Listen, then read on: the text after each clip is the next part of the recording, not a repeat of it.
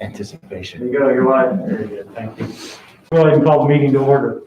The board wants to provide ample opportunity for public comment on matters that come before us. Your input is important. If you wish to address an item already on the agenda, we ask that you do so when that item comes up for discussion. If you have a comment on a matter not on the agenda, this is the time during our meeting for such comments. The board would like to remind everyone in attendance that to avoid violations of individual rights of privacy, a member of the public wishing to address the board during this time will not be allowed to make comments about any student, staff member, or member of the general public during this time. Does anyone wish to speak at this time? I'll speak. I don't have an agenda. I'm not sure. Go ahead, state your name, please. My name is Dallas Deal. I'm a local farmer rancher. I don't know if masks are on the agenda. I don't have an agenda. I would appreciate the opportunity to speak, if I may. What I'd like to say is, in adult communication, voice and facial expressions are very, very important. But in children's development, they are so very, very vital. These things are not being addressed with these masks. I have a little girl that gets on my bus. 3 times she has been late. She's a little tiny girl, and she is absolutely petrified that I'm angry. And I cannot voice or smile at her or let her know with my voice over the sound of the engine of my bus to let her know that it's okay. It's okay not to be late. I look for her, and that's fine, but she has no idea. My little girls, my family, they're not getting the needed social interaction, which is one of the reasons that we send them to this school. We send them so that they can learn to interact, and we trust that that will happen here, and it is not. I've also noticed that students are getting much more irreverent and disrespectful because of the mask. They're tired of it. They're they're irritated by it, and I can very easily understand why.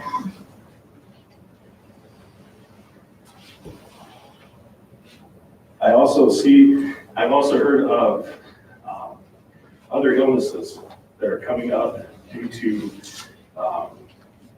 overuse of the same mask, not being able to be cleaned, many of these things that we have no idea what the long-term ramifications of COVID will be, but we do have an idea of what these other illnesses will bring. I would also like to, at the last meeting, it was suggested that when teachers would be vaccinated, then we would visit this. I suspect that the teachers have had ample opportunity to be vaccinated. I've read where Lewis and Clark County is planning on shutting down vaccination clinics for lack of use. And so it's I have no idea. I don't know, and I don't think you're going to tell me if they've all been vaccinated, but I suspect it's happening. And so I think that it needs to be. Also, this is a public facility. It's paid for by county taxpayers. And this facility is not being able to be utilized because we have this mask mandate. That's very upsetting to me. It was also suggested at the last meeting that we're trying to protect members of the public. If members of the public wish to wear a mask when they come to the facility, that is wonderful, that is their choice. And also if parents would prefer that their child wear a mask, that is more than their freedom. They are welcome to have that happen. I would appreciate that we visit the idea of rescinding the mask mandate in school. Thank you. Thank you. We will touch on several of those things I think throughout the meeting.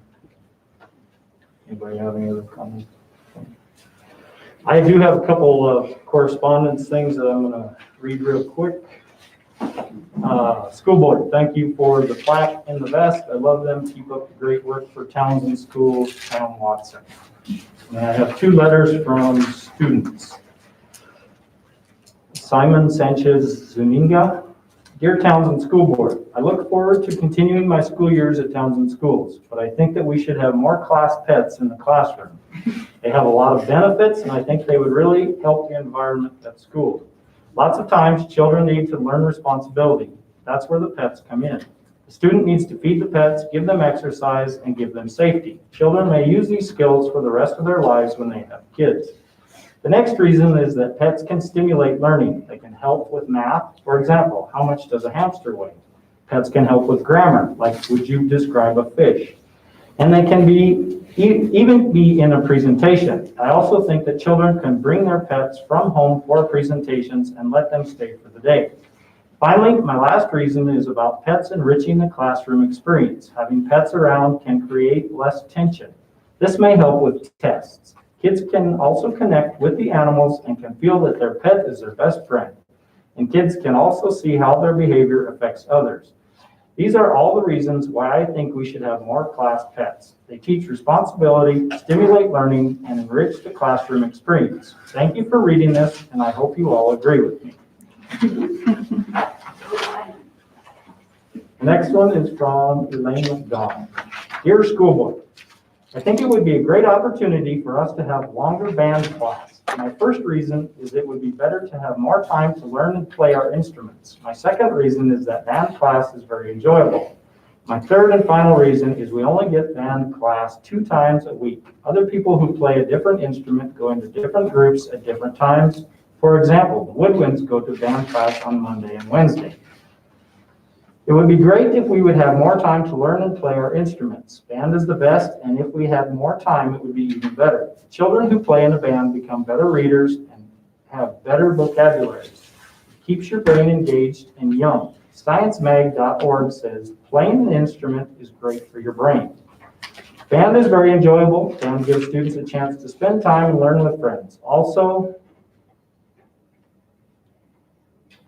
Hill J Music says band class lowers stress levels. When you are worried about something and then you play your instrument, you forget all your worries and have fun. Another reason band class is enjoyable is it gives people a break from other classes. We only get 2 days a week for class. Studies show that students who do band get better grades. So if we do band, we are more likely to succeed. Also, the students are more likely to stay in school and graduate. If we have more time, it would give our teachers more time to prepare for the next class.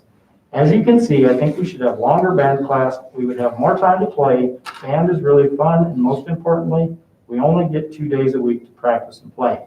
Thank you for your time and patience. I hope you consider my suggestion.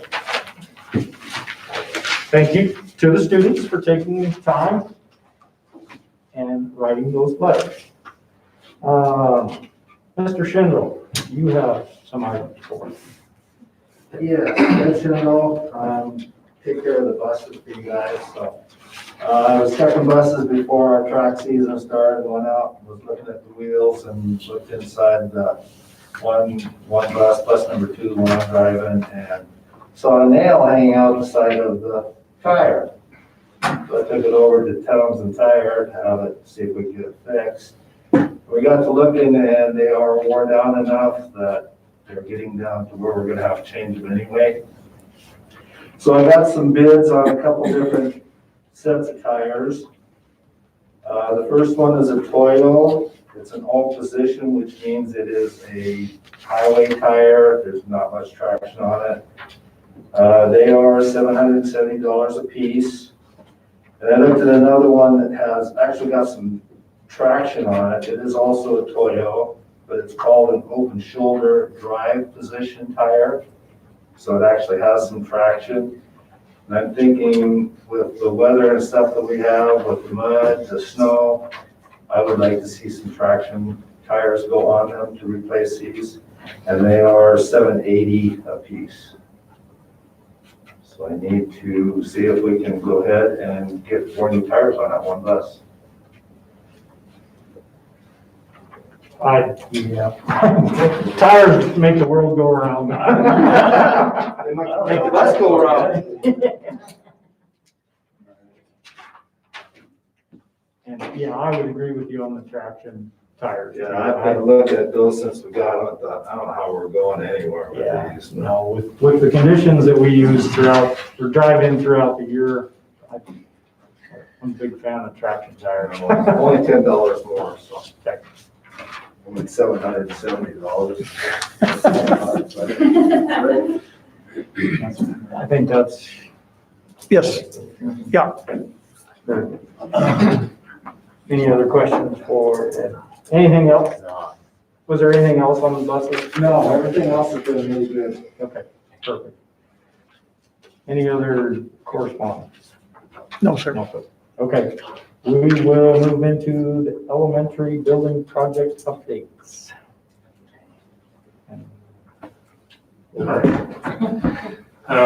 First, I'd like to go over one of the things we talked about at the last meeting was the builder's risk fees.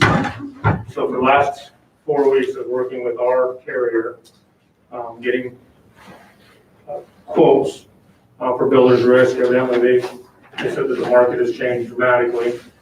And they were struggling to get us quotes. Finally, we did get a quote in.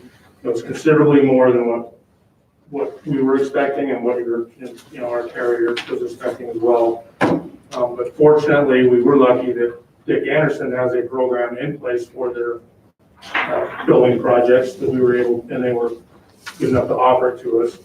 The way the contracts were wrote, we were providing the builder's risk because originally, obviously, we had it in place, but neither here nor there. Our quotes came in around, the lowest quote was $69,000. DAC was able to get it to us for $41,700. So which that is a blessing, and I do want to thank DAC for that, as they have that program in place.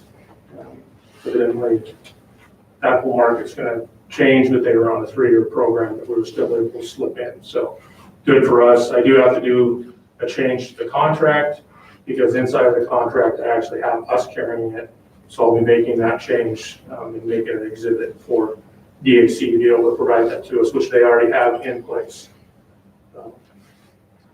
The IT, we had a quick IT meeting this afternoon with Sean and the IT department. I think that went pretty well. You were happy with the information that you guys just got. Maybe, I don't know if you want to share with more later what you were happy Well, with. and kind of basically in short, just wanted to make sure that the telecom aspect was going to meet the needs of the school for today and for 5 and 10 and 20 years in the future. And kind of what the structure of the cabling was, the access point density, just a number of different technology issues, cameras, printers, storage for devices. What else? I think just a number of other issues that we covered. Was that? Security. Yeah. And just a whole number of other issues like that was really good to really thoroughly understand how that was all structured, how it was laid out, how the old ties into the new, and so on and so forth. So that, I think it was really valuable for us. And Joe would agree. I think Luke agreed as well. The thing that comes to mind that I was thinking about as I went home, and I never gave it any thought, that we'll have, and this is something we'll have to think about in the future, but we'll probably have regarding access points, switches, routers, other kinds of equipment, we'll probably have a $65,000, $70,000 bill to pay to equip the building. Actually, once it's there, the contract is simply infrastructure. So, and that's something that I probably would have known. I didn't really think about, but that's just something that we have to kind of keep in mind and plan forward with. So that was great to know. Great to know how many access points and different devices we would need and how they're going to go together. And so I walked away feeling much more comfortable about we're on the same page. We know what we need to do, and we can get there. Quality solution. It was a quality. Yeah, absolutely. Quality solutions, single mode fiber, Cat 6E, Cat 6A, all that kind of stuff. Yeah, I was, yeah, you bet. I was satisfied. Very, Cool. very satisfied. Excellent. Thank you. Yeah. So in the meantime, we know that we're going to be going into the middle school. We worked with the school district on scheduling the clean out of all the rooms in the middle school. A little bit of pressure on them, but it's June 1st, we're going to be abating. So we have Northern Industrials here. We're getting the abatement scheduled, getting that put out for bid ASAP to make sure we can still hit that date and not affect the construction schedule. special inspections. We got our steel inspector. We had a really good quote from Welding Services, Kerry O'Leary. We've used them especially a lot in Helena. He's out of Butte, but we got a good quote from him. So he'll be on the steel inspections, material inspections, Pioneer. We currently have them. They gave us a quote. It seemed a little high. We're working with our structural engineer, civil engineer, pulling it back to where we're comfortable and we're getting exact what we need from the inspection side, but not going overboard. So we're getting a report on that. But currently they're out there. We still have them out there doing all the work of action testing. I saw on the board agenda the hail. Amy's got a quote to us for the design. We're going to get them going on designs we discussed at the last meeting. That'll be in process. They design it. We put it out for bid publicly. We'll get those numbers in, and that'll be what's tied to that high school number. Elementary, obviously, is we're not going to do anything with because we're demoing that. So with that, obviously, you've seen us. We've started construction. I'm going to turn this over to Tim. We did hit the old building, so I'll let him go over that. We found your guys' 1908 building. We haven't found the complete limits of it yet. We are still working on it. I think we're about 26 trucks into it. We've had the geotechnical engineer out to make sure that everything does need to come out, and he has made the recommendation that all the uncontrolled fill needs to come out and structural fill needs to be brought back in, including under the slab. So that's currently what we're working on, is bringing that in. We did have an inkling that we were going to possibly find this 1908 building. So we had an allowance in there. The portion we might run over is there was a slab, and this slab is running about a foot thick, and we haven't, luckily there's no rebar in it.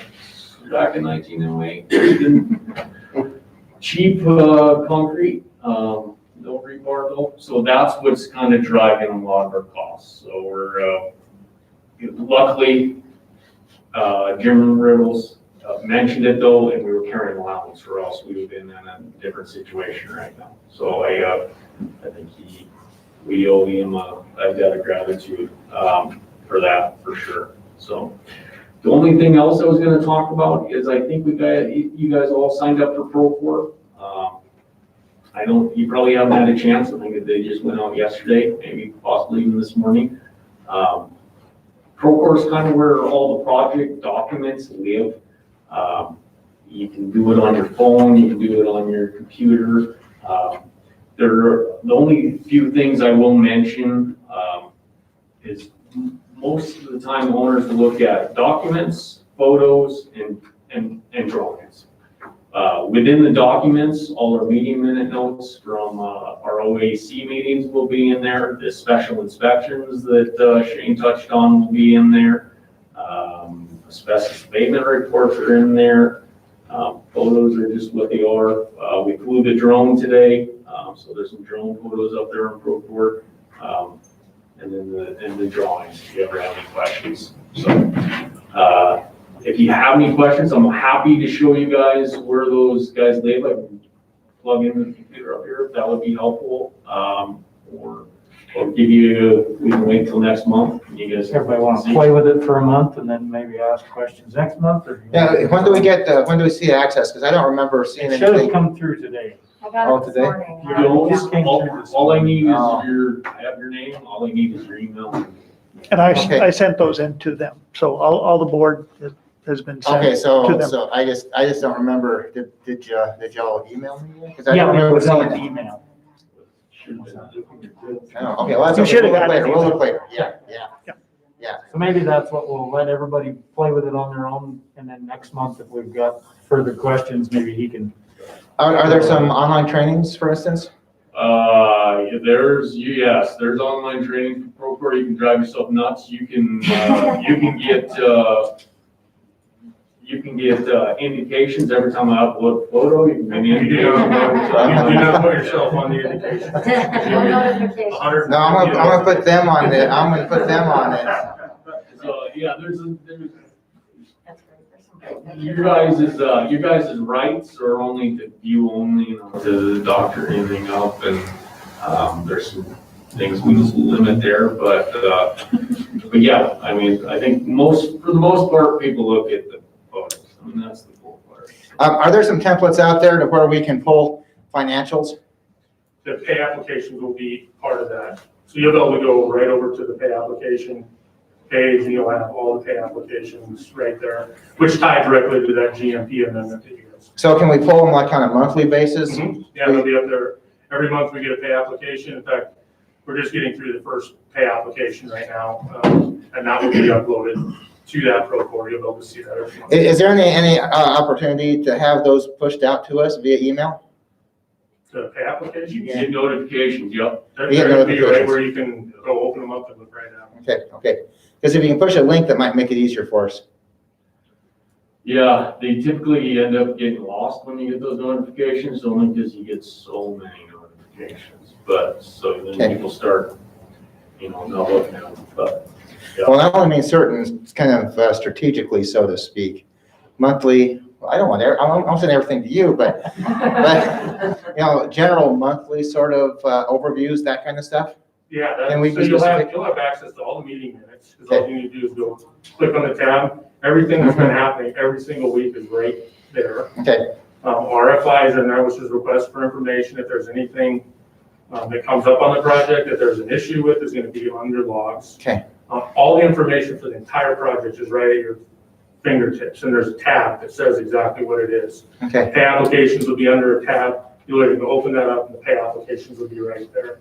Now, the final is not, what won't be there is certified payroll, that kind of stuff gets sent to us directly, and we send it directly to the school district, because there'd be no reason to put on Okay. certified payroll and. Right. Certified payroll, but the lien releases, everything, if there's insurance certs for stored materials, all that stuff will be right with that pay application. So you'll be able to see the whole thing. So we have to go look rather than receive a push.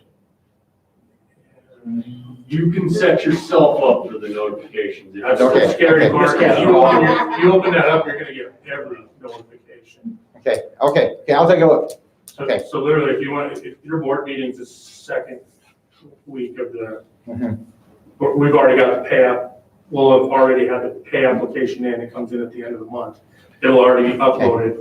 So if you want to see it before every board meeting, you literally click on it, go right there. It's gonna be right there. And I got you down as SEScott@gmail.com. Ymail, Ymail. yes. That's why you didn't get it. That's even older, yes. It kind of dates me, doesn't it? It's a pretty powerful tool. Okay. And it's not hard to navigate. There's tabs, they're really self-explanatory. You touch Okay. the tab and it tells you exactly what it is. Okay, all right, perfect. Thank you very much, thank you.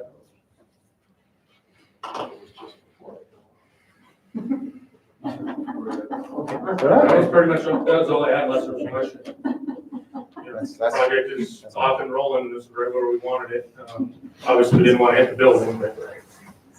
Yeah, obviously, there's some time delay in finding that and having to swap that out.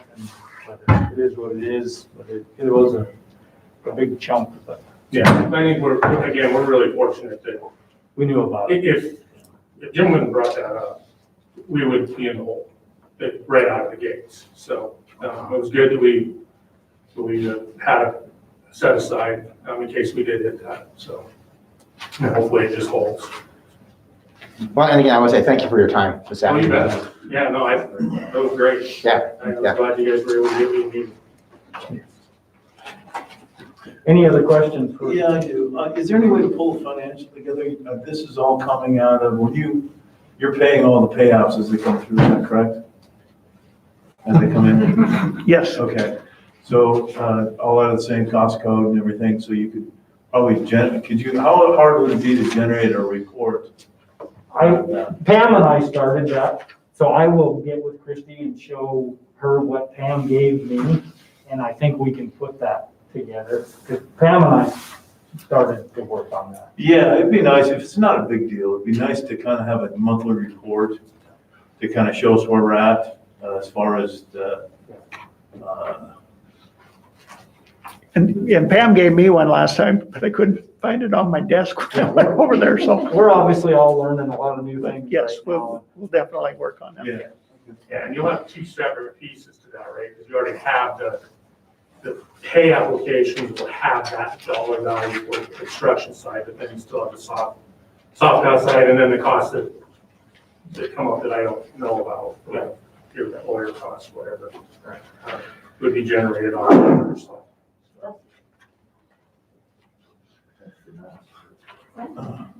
Okay, if nothing else, I'll let you gentlemen escape before we move on to the next one.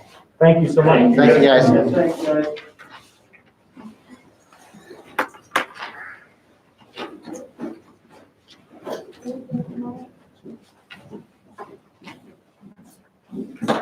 Okay, COVID response plan.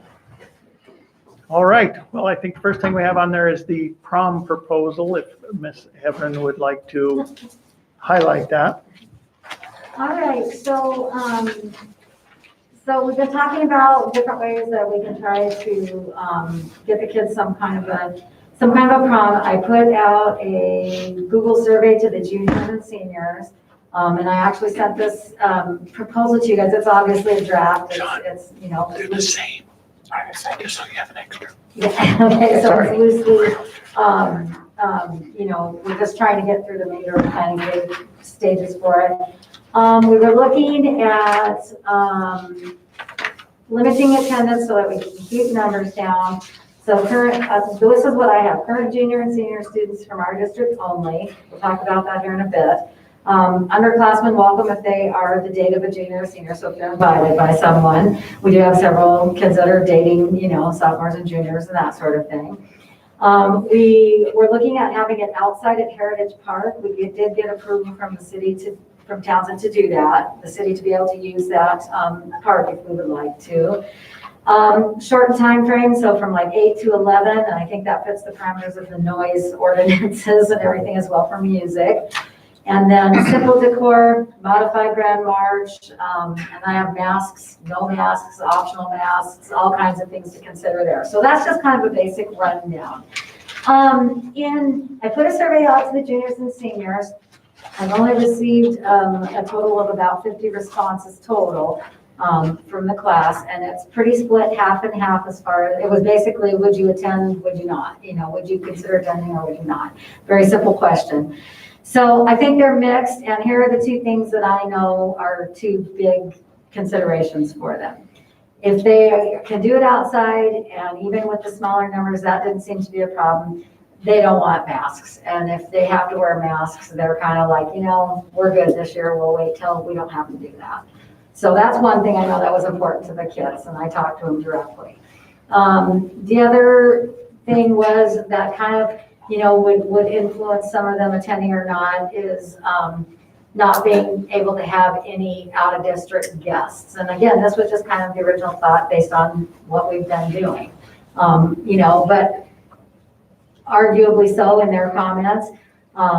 You know, we've had other students here for sports, we've had others, which we have. I mean, that's very honest look at things. And if as long as we were in control, we knew who was here, like we do anyways, for any kind of a prom, they thought that maybe, you know, I said, well, you know, all we can do is visit with the board and see what they would consider or what they would look at for different things like that. I have signed actually several visiting guest forms for our students to go to other proms. And so it is something that some of the other districts are doing as well. They are allowing some out-of-district guests at their things too. So that's really basically all I have on the prom. We're looking at possibly, really the only date I have is May 15th, it's Saturday.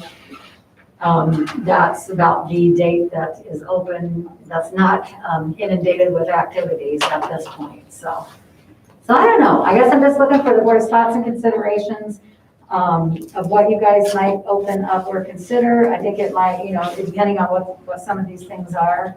I had the kids answer the survey as if they potentially could be wearing masks. And so that's how they answered a lot of their questions that way too. So it's not something we have to do, just trying to kind of bring as much normalcy and many of their activities in some form back as we can this spring. So that's where I am with the prom, or where we are.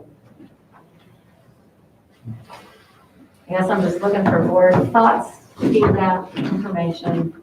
You know, we are still operating under our, you know, our COVID plan, so I'm not sure how this works from here. Neither are you. No. This is new territory. Usually I'd say, hey, we're doing the prom. It's this day. This is what we're doing. This is the thing. So, it definitely would be very, you know, downsized and streamlined. It certainly is not going to be a giant, you know, extravaganza at any time, but just something fun that kids could get together and do. And a lot of schools are hosting some kind of a prom. Do you know what, with other schools, who is keeping them indoors or outdoors or not, or? So my understanding from talking to other principal groups is that the bigger schools obviously have a lot more struggles than we do just because of sheer numbers. So bigger schools are, I think Bozeman, Belgrade, those schools are going to do it. They're looking at doing what they call a promenade. So actually, they're not even having a dance. They're going to do it in an outdoor, like through their stadium or whatever. The kids will do kind of a grand march. They're going to get a gift bag. The photographer will be there. It's just that sort of a event. And then they'll be, you know, encouraged to go out and have dinner and do what they're going to do after that. There is no dance for the bigger schools. Some schools are just throwing a regular prom. Some of the smaller C schools are, Ennis is planning on just a regular prom. They're doing it in their gym. Sheridan is too, just. Yeah, so I think it's just a lot depends on the numbers of kids they're dealing with. I think Whitehall was looking, Manhattan is looking at an indoor prom. Same thing we're talking about, juniors and seniors only, you know, much smaller group of kids than what it normally would be. So kind of all over the place, just like everything else, trying to fit what fits every school and their needs. You know, I guess in my mind, if I can say, and I'm not sure what anybody else thinks, but there's a page, of course, where we did there's a couple things that come into this, so bear with me just a little bit. That outlines where we are with teachers getting vaccinations and when we should have most teachers vaccinated, if they're actually getting a vaccination. And so, and it says on that spreadsheet that's on the next page, 1.3, cell B6, April 23rd, 2 weeks out. I'm assuming that there's a number, that's the day that those vaccinations will be good for those teachers. Am I assuming that correct on that spreadsheet? Yes, I believe that's how I have it written now. So for anybody, any teacher receiving, wanting to check that. It's Okay. 1.3. Okay. For anybody who's wanted to receive the shot, they will be vaccinated at that point in time by the second shot, correct? But yeah, they should be unless they had to reschedule. They were trying to do some things and, okay, I had to reschedule, but I think everybody else is on schedule. Okay. That was part of Okay. that. Well, I guess in my mind, that I think it's given it's a no mask mandates for the county, no mask mandates for the state per se, you know, and with teachers and everybody getting shots and being vaccinated that want to be at this point, I think not today, but I think we should maybe reconsider that mask idea at the next meeting perhaps, and that may impact directly a prom. I don't think we can get a prom together that fast. Right, I think. Well, no, you said May 15th, the prom is. We're good. Oh, no, we're not good. Well, you said the prom is May 15th, right? Right, but our next meeting won't be till about. The 7th or something. 1 week before that. Right. So you make a plan, I mean, everything else sounds great, outdoors sounds great, it's the mask, right? Pretty much. Yeah, And then just out of district, yes. Those are the two big things for. yeah, out of district, Those are the I two don't big know. things for I don't know. kids. Yeah, that one's not as bad as the masks. The masks Yeah. are kind of a deal breaker. They're kind of feeling like if they're outside and have to wear a mask, Yeah. they're just like, yeah, no, we'll just wear So it." this is a school sanctioned activity Yes. at the county park, Yes. city park. Correct. So what are if you or I to go walk out in the city park right now, it'd be up to us whether we wanted to wear a mask, is that correct? Correct. I believe so. Yeah, it would be, wouldn't it? Yeah, Clark County has no masks, right? Right, yeah. Right.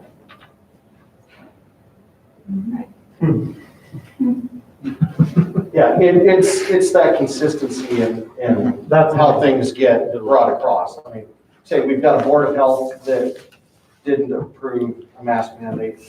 We have county commissioners that, decided in their wisdom not to have a mask mandate. You have kids who, in theory, 16 hours out of the day are under a mask mandate.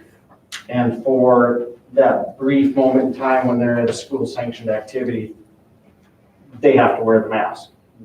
To me, that makes about as much sense, honestly, as coming to a restaurant, wearing a mask in Helena till I get to my seat, sitting down and taking it off. You either subscribe to that and you build that into your personal routine and all that, or you don't. And so, I don't think it's very consistent for us to require masks. I don't think it's very consistent for us, given the out-of-county activity that we've had from athletics and things like that to have that limitation. So that, from where I sit, I would say masks are up to the individual or the individual couple. If they want to have that, that's fine. And out-of-county guests, since you're limiting it to the invitees of the juniors and the seniors, I mean, you've got, 90 kids between juniors and seniors, roughly, and maybe a third of them or 40% of them would actually be inclined to go to the prom. You are correct. And then with their guests, you're talking maybe 60 or 70 in an outdoor area. So, again, I don't think that, I was thinking of. that a lot of those restrictions are very consistent with a lot of the other things that are going on in our county. Well, but with that, and granted, no argument. For me personally, until I felt, based upon the spreadsheet and especially based upon the contents in cell B6, I wouldn't want to consider rescinding the mask mandate at school until I felt secure that all teachers were, or staff, We're talking anybody. about a prom, and right. this deals with certified staff. I don't know how many certified staff are going to be in attendance. A few. And if that's something that those folks who are in attendance are ones that want to be there and don't have any problem with that, or are fully vaccinated. I think that's up to the individual. If they don't want to go, they don't have to go. I mean, if they do want to be there, they can wear a mask and something. But we do have to have some chaperones. So we have to have some school staff chaperones. There are junior class advisors that would help. Right, So, yeah. I'm not watching them all by myself. No, we are. We should do some things like the sanitation type station or whatever, and, just people if you're just smart about it, I mean, it should be fun, I think. They're not all drinking out of the same punch glass, I think We wouldn't even have that. I mean, if anything, we would do, pre-bottle things for them. Right, yeah. Just really, we keep it very consistent with that, not really any food, unless they bring their own snacks or whatever. And I don't know, we could keep it down. Yeah, I think Central. you just be smart about it, and, yeah. How do you feel about the out-of-district guests? I can't imagine there'd be There wouldn't be that many, yeah. No, there actually wouldn't. Really, if we get 50 high school kids to attend, even say Todd's right, we're looking at maybe 60, 70 kids total. Very few of those kids would not be from our district. So, Well, and the point around, our kids are athletes, together all the time, so athletes come into campus from off campus. we could. Scan them and screen them. But athletes come in on campus from off campus from other schools. Yep.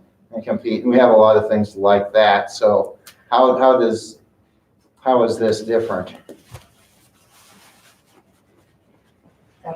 My concern is the consistency of our policy. And if we start changing parts and pieces of it, which I'm not saying I'm against, I'm just saying I think we're gonna have to get to that point. It's either all or none, or we're just gonna create more confusion, more chaos, and more people that are upset. So Yeah.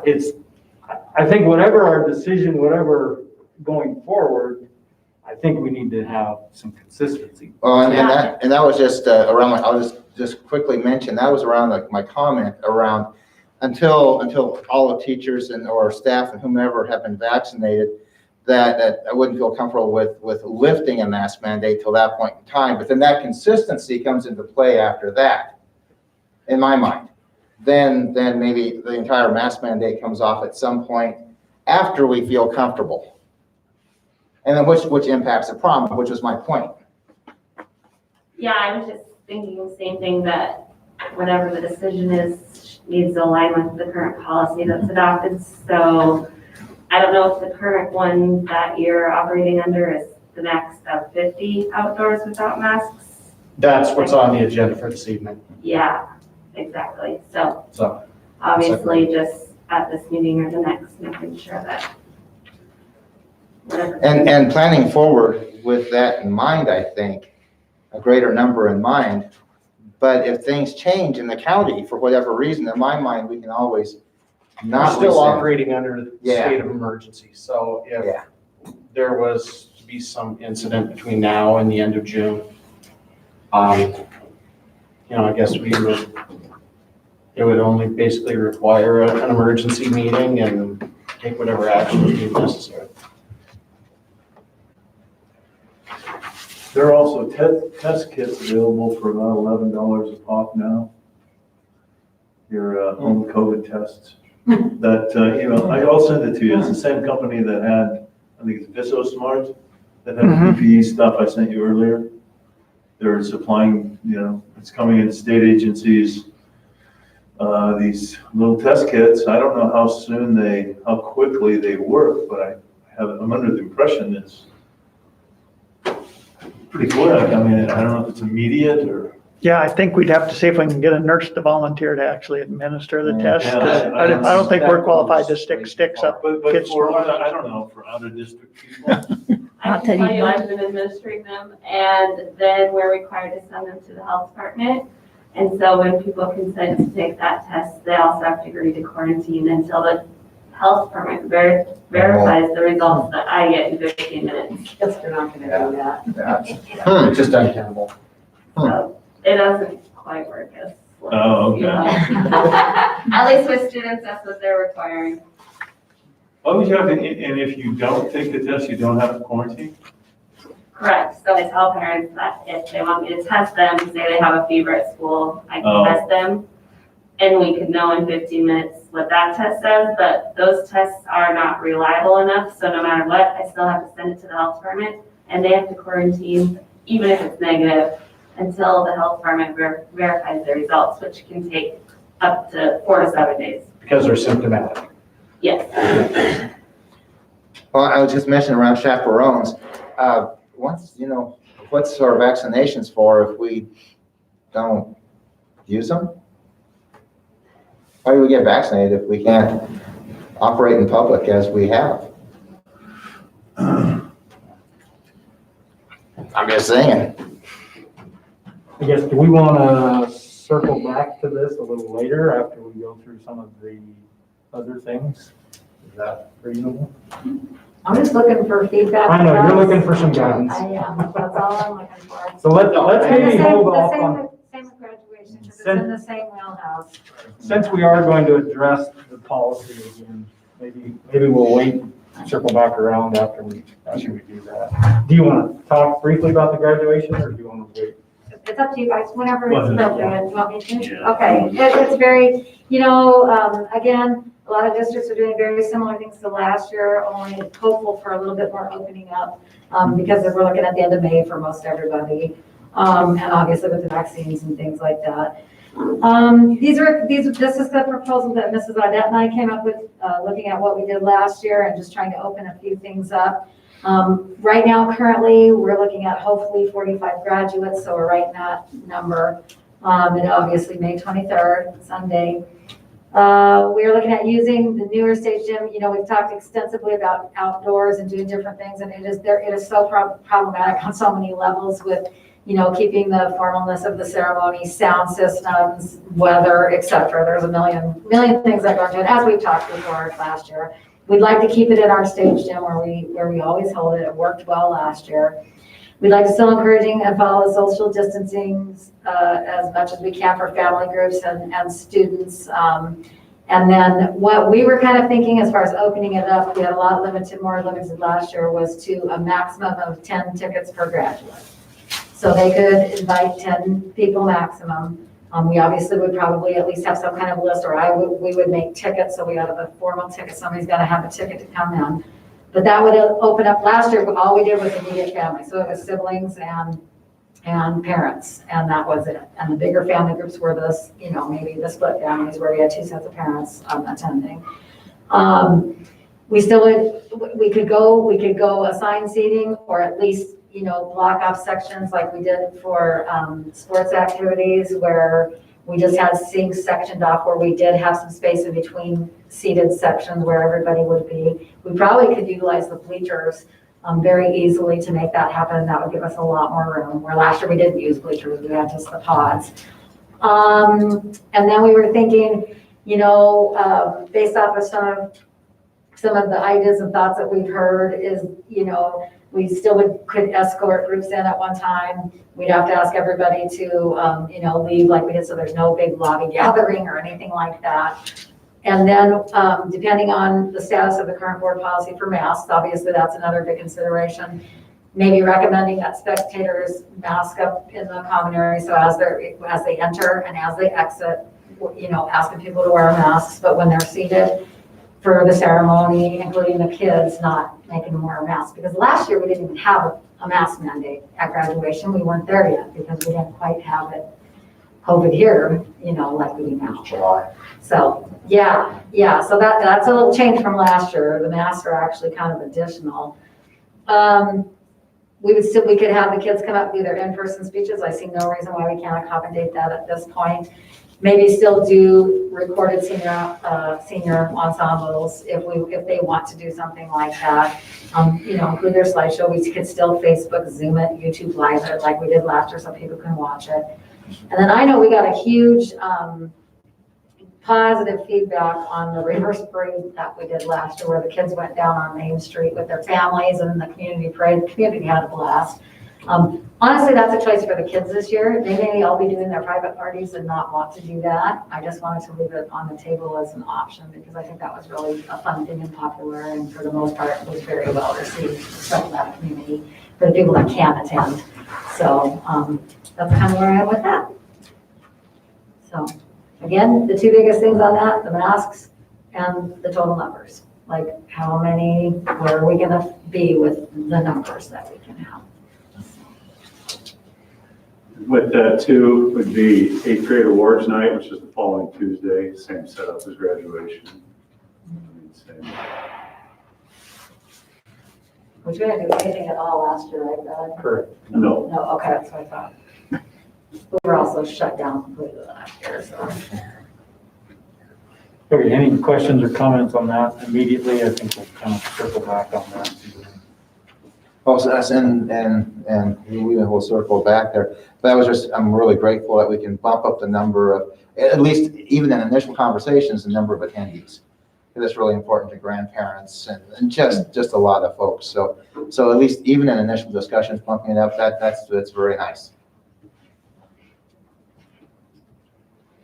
Do you have any more comments on that staff survey? No, I didn't know if anybody else had questions or if my survey made sense, if it was too hard to read, because I tried to make it simple, but, yeah, I think our biggest lag is with the classified staff, because those shots were not offered to our classified staff, just to certified staff.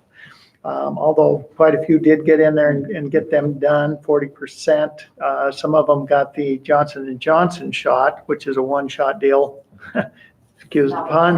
But now they just put out a warning and they're not giving the Johnson & Johnson anymore because it causes, now I can't remember. Yeah. And so they. Six out of 7 million. Yeah. Yeah. So they suspended the use of the Johnson & Johnson, so it is still two-shot deal.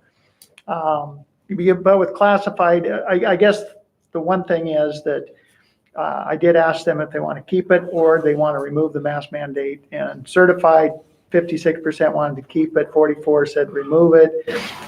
Classified was kind of the other way around, 38 said keep it, and 63 said get rid of it. So And when did you do this? What was the date on that survey? what were the dates? Yeah. Oh, that I When did did you this? survey? It was When the did you week, survey? it was the week before he was gone, so he was gone last week. Yeah, I was gone the 8th, yeah, 6th, 7th, and 8th, so, Oh, so it'd been like the 1st of April or something? Yeah. This one, okay. Okay, it's about 2 weeks ago. 2 weeks. Okay, Yep, okay, yep, okay. 2 weeks ago. Okay, perfect, thank you. Mr. Wilkes, I don't know if the information was passed from Broadwater County Health or not, but Lewis and Clark County Health has actually opened up their vaccination clinics to Jefferson and Broadwater County. So that was as of yesterday. And 2 weeks ago, I did get notice from Albertsons that Osco pharmacies, both at Albertsons and Safeway, would give shots to our citizens as well. Great. So for those that were having trouble getting in here, I passed that information on. Thank you. But no, unless you have any other questions on that, and that's, like I said, that's pretty good. That's all but 4 responded in the certified, and all but 7 on the classified.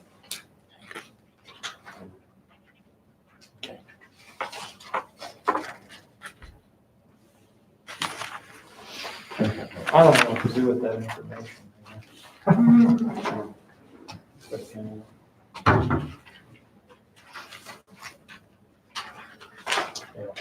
I think we'll touch on it again when we come to policy. I think the key point on that is that we're almost there for those who want it. Right. It is the end game on that. Depending you know, Well, but this is 2 weeks old as well. And so that's a dynamic environment as well.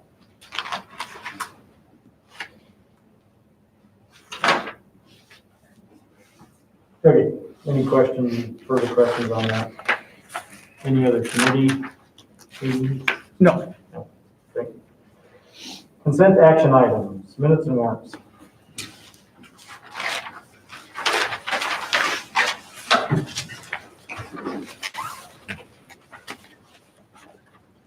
Mr. Chairman, I move that we approve the minutes and warrants as presented. I'll second. It's been moved and seconded to approve the minutes and warrants as presented. Any discussion? Discussion, all those in favor, please say aye. Aye. All those opposed, motion passes. Action item, appoint prickly pear co-op board representative. okay, so each year the board needs to appoint someone as a representative for the district to the co-op board. And so that I would recommend that you appoint me, I guess, through June 30th of 2021, and then appoint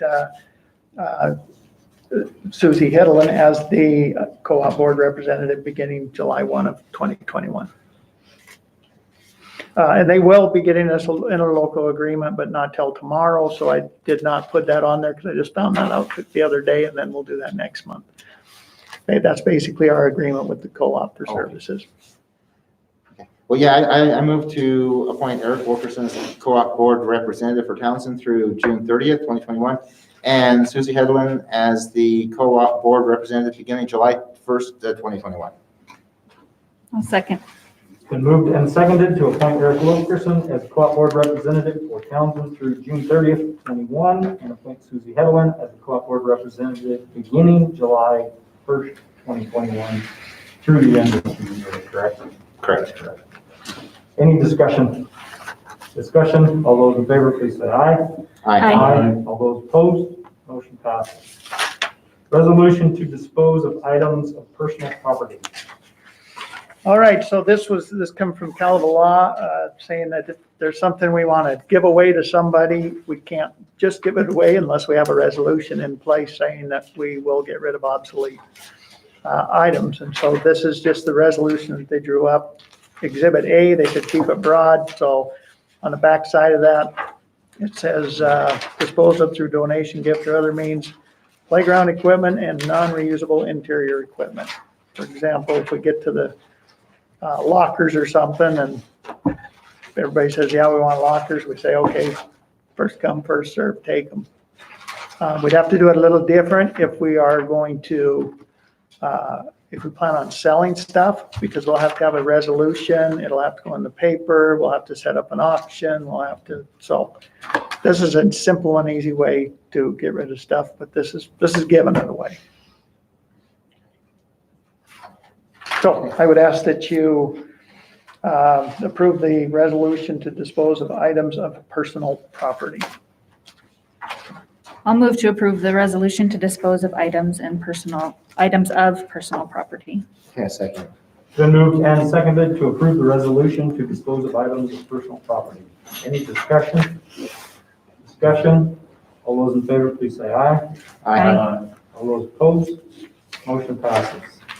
Approve must health insurance rates and move to must dental and vision. Oh, sorry, it should be stay with must dental. I took it from last year when we moved to must. We're already there. So we did get our new rates from must. The increase, they said the increases were going to be anywhere from 2% to 8%. Last year, they were anywhere from 2 to 16%. Our rates have increased 2%, so we're on the lowest end of that. I did not seek other quotes from other agencies, but I think that's probably a good idea moving forward, starting next year, but in a much earlier time. I guess what I would recommend, that I know other districts do, is they get a broker to go in and do the shopping for them, to look at the different rates and possibilities. So Montana City does it every year and shops for rates every year. Kind of keeps the one you're working with low because they don't want to get underbid. So I think that's a good idea. I'm pretty happy with the 2%. I think we're lucky we're on that end. So I would recommend that we approve the must insurance rates as presented. I'll do that. I'll move to approve the must insurance rates as presented. I'll second. Been moved and seconded to approve the must insurance rates as presented. Any discussion? Discussion?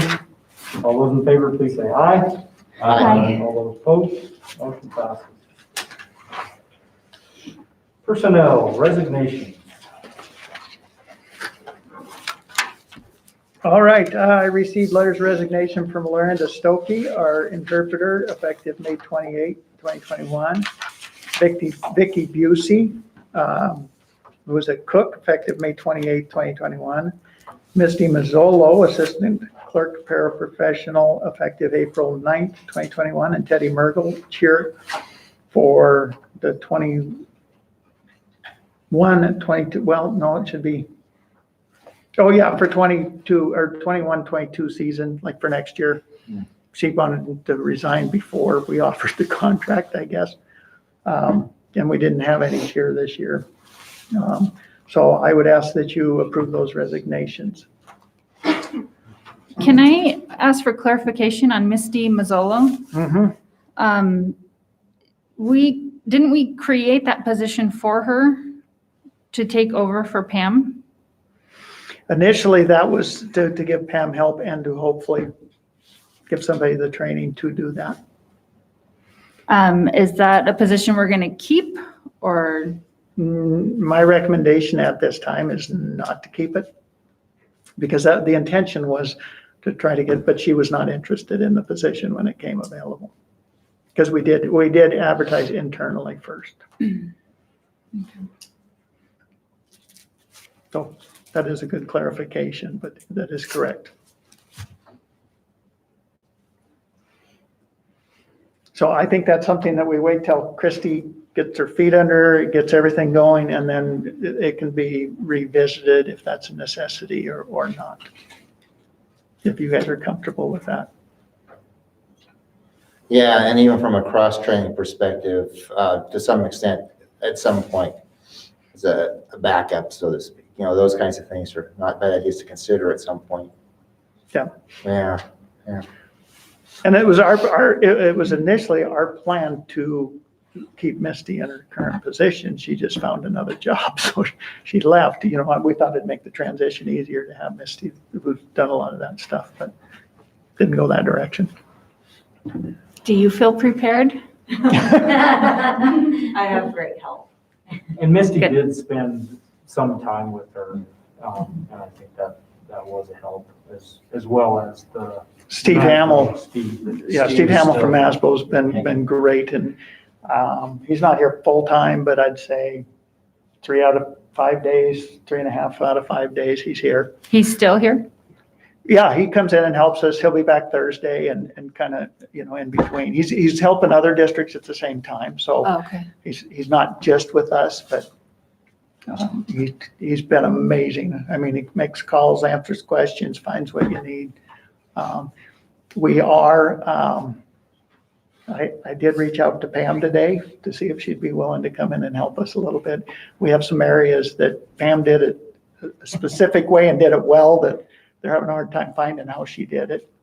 So we're trying to be creative in that, and that find a way to, you know, compensate her for that. But she said she would be more than happy to come in and help us in an evening or two. So I just wanted to see if she's even willing to give us a hand, and of course she was, so. Yeah, that position entails a ton of stuff, doesn't it? The district clerk position is just. She's finding that out really fast. Her words to me were, "This wasn't quite what I thought it was gonna be." I said, "Okay, I get that." A few people thought that Steve and I were in the office auditing completely, so we cleared that up. Yeah, he made sure all my paperwork was processed and all that, so I got to sit down with him, and then it'll be nice to work with him and Christy, and I worked with Steve a lot in the past, so yeah, it'll be good.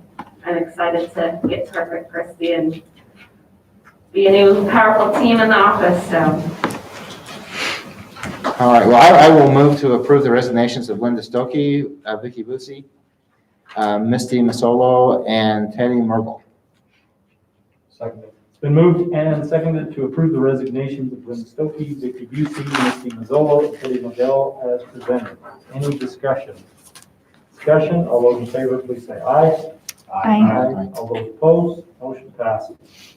Employment, paraprofessional, Sarah Tall. All right, so Sarah Tall Whiteman was one of our substitutes and did a fine job. And of course, we had a paraprofessional position come open recently. And so she gave me a letter of interest, and we interviewed her briefly, and she's actually been in here as doing that, so. And also after school program. What's that? And also after school program. Oh, yeah, and so I'd like to add her for paraprofessional and after-school program. And along that same lines, I would like to add Tyler Noyes in there as substitute teacher. That came to me after the packet was out, but I'd like to add him on that list if we could. So I guess my recommendation is Sarah Tall Whiteman for paraprofessional and after-school program, and Tyler Noyes for substitute teacher for the remainder of the year. Mr. Chairman, I'd move then that we approve Sarah Tall Whiteman for the open paraprofessional position for the remainder of the 2021-2022 school year. Should be, pardon me, I'm reading as I see it, should be for the remainder of the 2020, 2021. Well, I had a tough time with dates, years on that, didn't I? For maybe the school year. And the hire of Tyler Noyes as substitute teacher for the remainder of the school year. I'll second. It's been moved and seconded to approve Sarah Tall Whiteman for the paraprofessional and after-school position for the remainder of the 2020-2021 school year, as well as Tyler Noyes for substitute teacher position for the remainder of the year. Any discussion? Discussion? All those in favor, please say aye. Aye. All those opposed? Motion passes. Clerk Christy Sandgren. We had 4 candidates for the clerk's position. We interviewed all 4. Interview committee has recommended the hire and appointment of Christy Sangre as the district clerk. If you recall, you have to also appoint her as the district clerk. They would like to, the interview committee recommended that we offer Christy $45,000 a year with full family insurance. I would like to request that we pay Christy her new wage beginning March 29th, 2021, as she began training on that day right away. And we actually put subs in the secretary position at this time. I will move to approve Christy Sangre as district clerk at the rate of $45,000 per year with full family insurance. I'll second. It's been moved and seconded to approve and appoint Christy Sangre as district clerk at the rate of $45,000 per year with full family insurance. Any discussion? Mr. Chairman, did you get were any of the other candidates from the clerk ranks? Did Masbo? I mean, it's kind of, I know when we have advertised for the superintendent position, there was quite a bit of interest, through OPI and through those professional circles. But I guess, how did things work through Masbo and We actually advertised through Masbo. right? And Did we then, was that the source of our candidate pool? no, most of them were word of mouth or from the OPI site. Word of mouth. I thought we had a really good pool of candidates. We did. Actually, I just kind of wanted to know a little bit about that, I guess. Take just a moment to talk about it. I want to, if going through, Masbo and those kind of things is beneficial, or not. And I was kind of surprised to see, pleasantly, but I didn't realize that Christy had a finance background. So it, but a wealth of experience doing the stuff on the elementary side, I suppose, translates over pretty well. I don't know, I would guess I would respond in that again, just kind of to summarize, a great pool of applicants. Masbo, I think it's important to continue to advertise and use Masbo and OPI and all the resources available and on any given position. Just so happened this particular time around, Masbo really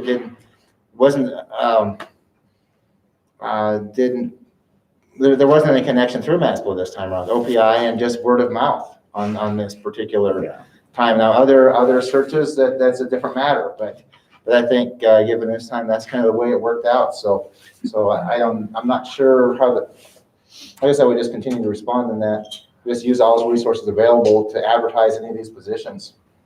Sometimes they work out as they do. And I believe also it's a time and place thing right now with everything going on in this world. A lot of people aren't willing to take a chance at something new at this point.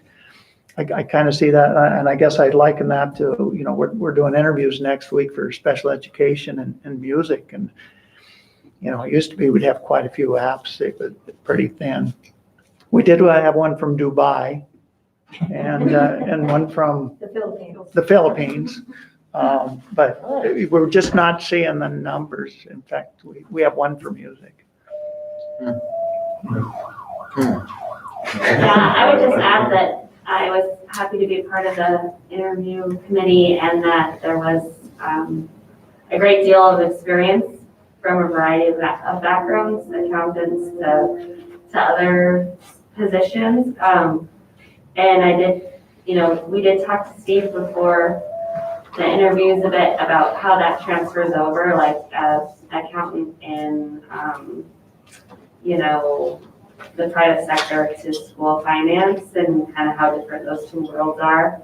And then also the importance of that position and them interfacing with employees and students and all of that other kind of thing that comes along with the school job, where they're not just crunching numbers kind of in the back, in an office sort of a thing. So those were some of the things that were taken into consideration, and Christy had been preparing a lot of things for Pam and things like that, so she had some of that working knowledge. No, that's all Yeah. really useful information. Last question I maybe have, Mr. Wilkerson. I know that we had, Pam was designated as our Medicaid officer. Is that something that we need to inform Medicaid? It was always kind of its own independent thing, but is that something that we can approve now so that we don't have to, I guess, approve that later, since Christy has stepped into the job as of the 29th? Yeah, she knew nothing about the Medicaid part, but she will. I'm trying to ease her into this without scaring her too bad. Yes, I think we could. Well, it's not an action. It's not on the Sure we action, can. there is an action item, so I think maybe at this next one, we probably will. We've been spending all week switching everything over from Pam's name to Christie's through everybody, OPI, Black Mountain. She's been very Okay, then I intensely. guess then we just need to add that on. Yes, I think we will need to at some point very soon do Because that. that would be a So separate she role continue. outside of, it's. Yeah. It's its own separate thing, yeah. Now, the only other option there, however, is school SUMS. Used to be SWIMS. They actually offer a service to do Medicaid billing for schools for a small I sum. just don't want to have any, well, having worked with DPHHS, I know Medicaid paperwork, and I don't want to get caught in between something that's expected to be submitted with Pam and to not have anything that report or otherwise that needs to be submitted and have some sort of adverse impact on us. Okay. We will, like I said, we're going to be meeting hopefully with Pam fairly soon, then we can ask more questions about that and see. And I guess if you guys are okay, I would also like to look at the school services aspect and look at their Medicaid billing to see if it's something that might, In the interim. something like that. So, Any further discussion? Discussion, all those in favor, please say aye. Aye. All those opposed, motion passes. Halftime assistant tennis coach, Lindsay Moldenauer. all right, so right now, Mr. Odell's assistant coach is Amy White. They kind of had a discussion and decided that maybe being the full-time assistant might be a little taxing on her at this point. And so he approached me about having somebody maybe do halftime with Amy. And so we put it internally, and Lindsay Moldenauer did apply for that position. And so I guess what I'm recommending, and I left out the Amy part of it, but we should probably put it in there, is that I would recommend that we hire Lindsay Moldenauer for halftime assistant tennis coach, and then move Amy White to halftime assistant tennis coach as well. Since she does have the full-time contract, we better probably make that official on her end too. Is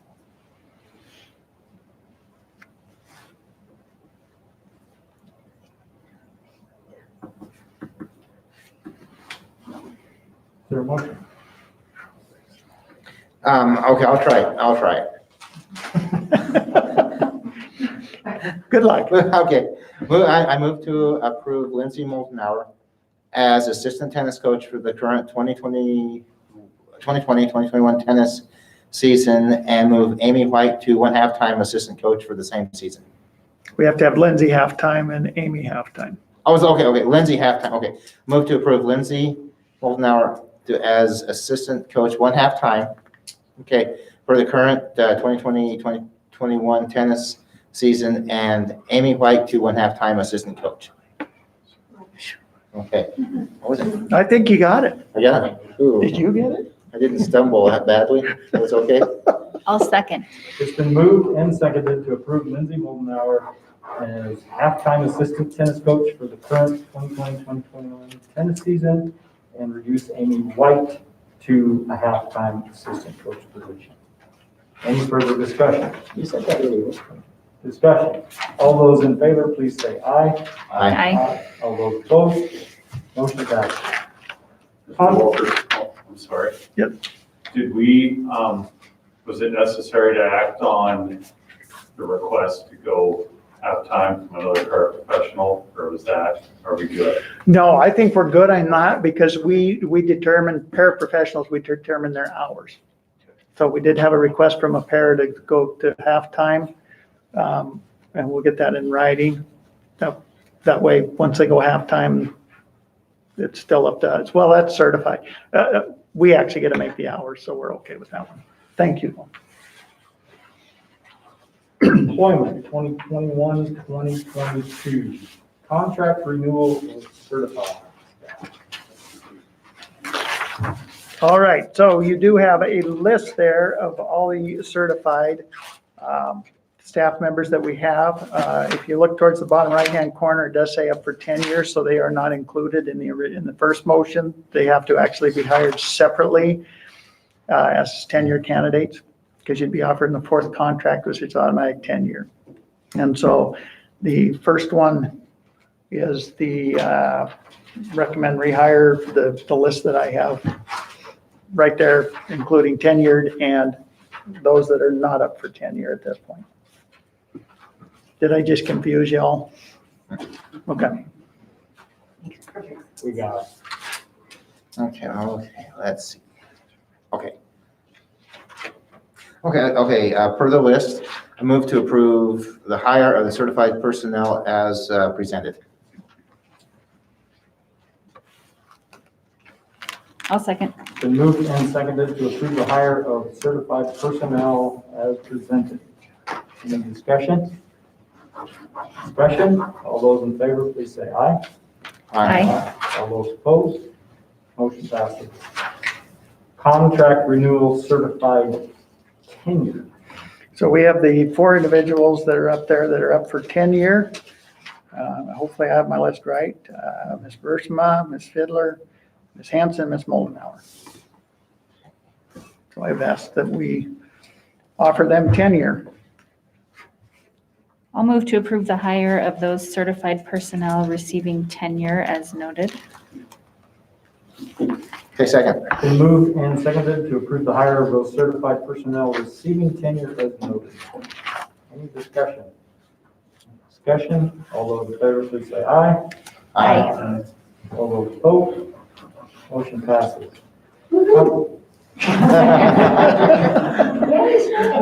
It's now mandatory that you give a short speech.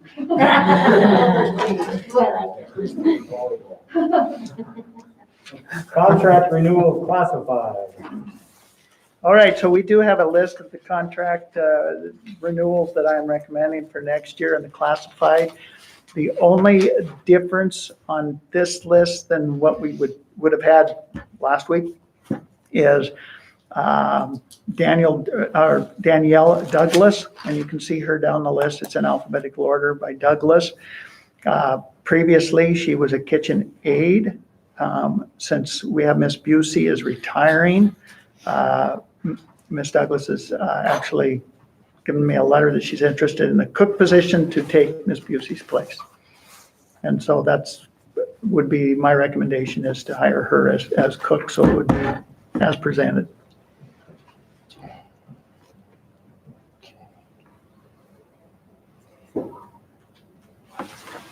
Okay, I'll move to hire, I'll move to approve the hire of classified personnel recommended for rehire for the 2021-20, oh, here, hold on, there we go, I'm on the right line. Move to approve the hire of classified personnel as presented. I'll second. It's been moved and seconded to approve the hire of the classified personnel as presented. Any discussion? Discussion, all those in favor, please say aye. Aye. All those opposed, motion passes. Contract renewal, fall and winter activities. All right, attached to the list of the fall and winter activities and advisors, personnel recommended for rehire for the 2021-2022 school year.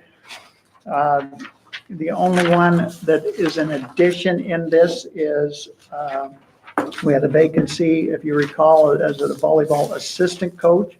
Ms. Bursma put in a letter of interest for that position, was interviewed, and I would like to add her at that list as the assistant, unless you would like to hire her separately, I guess, as an assistant, but I just have her as my recommended hire next year as assistant volleyball coach. It's my understanding if she is the assistant volleyball coach at high school, that she would resign her middle school volleyball position. Am I correct? Correct. I just wanted to- Very hard to do both. Yes, I wanted to clarify that.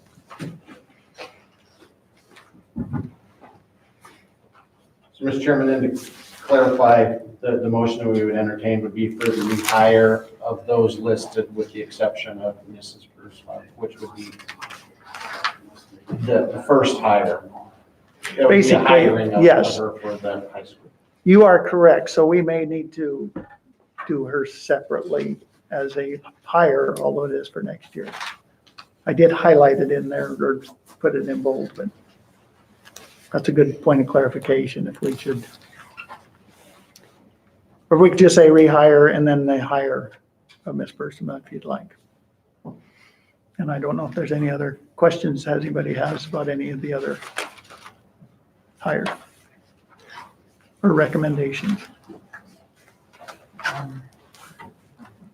Mr. Chairman, I guess that takes that, I would move that the board approve the fall activities personnel recommended for rehire as presented, and also move the hiring of Ms. Bursma as the assistant volleyball coach for the 2021-2022 school year. It does need to say fall and winter. Fall and winter, yes. Oh, I'm sorry, I have fall and winter on the top part, but not on the bottom. The recommended motion for it. Okay. Awesome. Second. It's been moved and seconded to approve the hire of fall and winter activities and advisor personnel as presented, as well as the initial hire of Shea Bursma for assistant coach. Is there any discussion?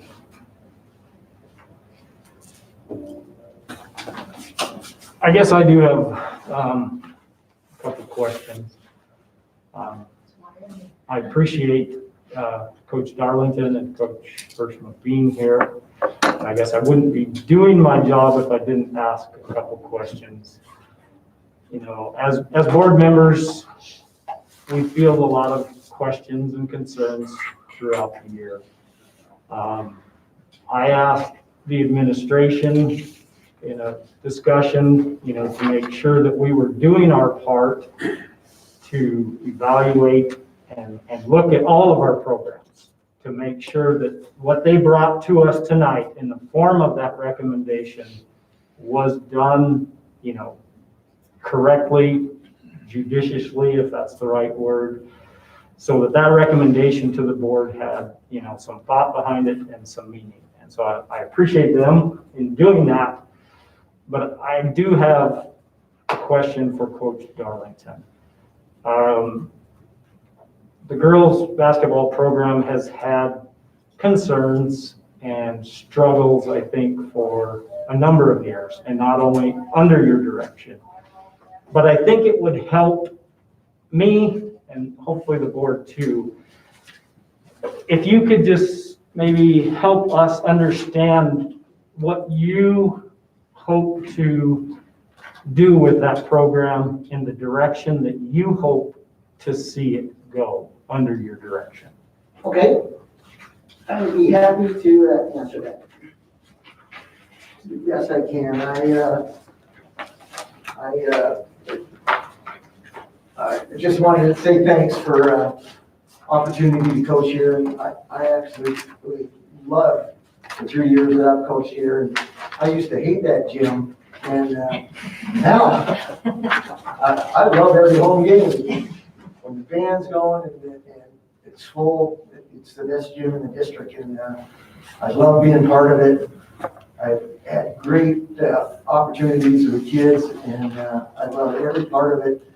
And this year was my 15th year of high school girls, which explains a lot of gray hair. But I'm telling you right now, it's the worst job I've done. I tried fixing things, and things I tried didn't help. And I take full responsibility. It's not the girls' fault, not parents' fault. It was my fault. And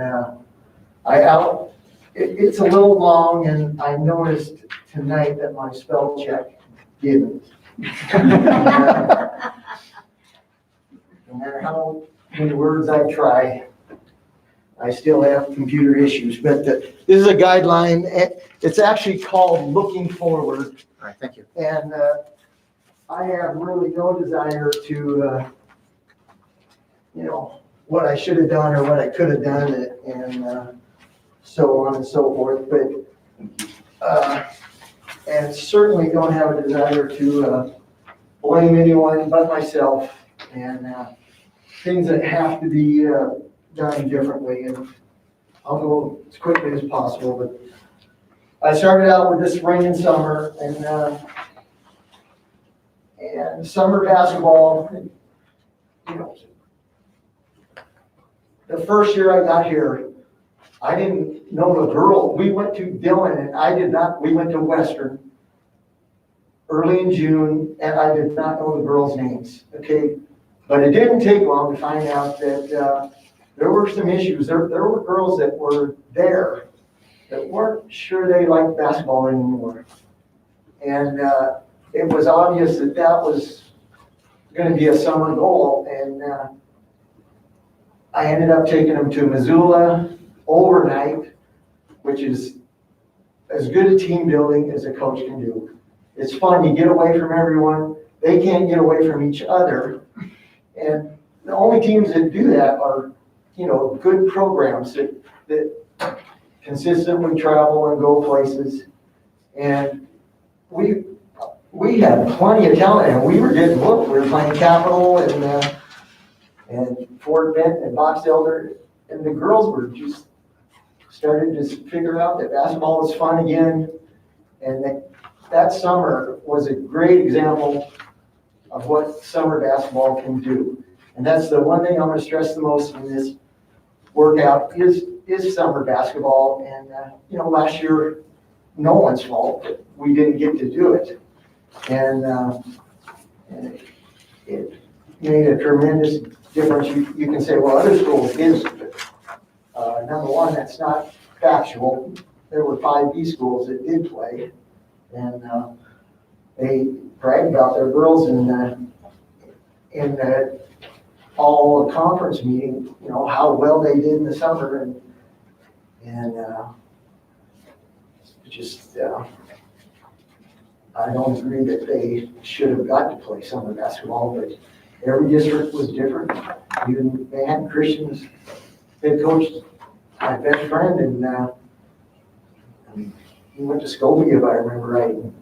So there were teams traveling, but I thought it was a good move not to travel. But it doesn't give you a chance to really build a good team as far as teammates.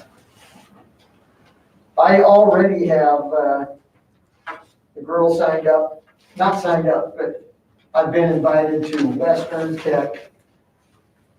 Carroll hasn't approved one yet, but as soon as they do, I'll get that. And part of the reason is just been coaching long enough.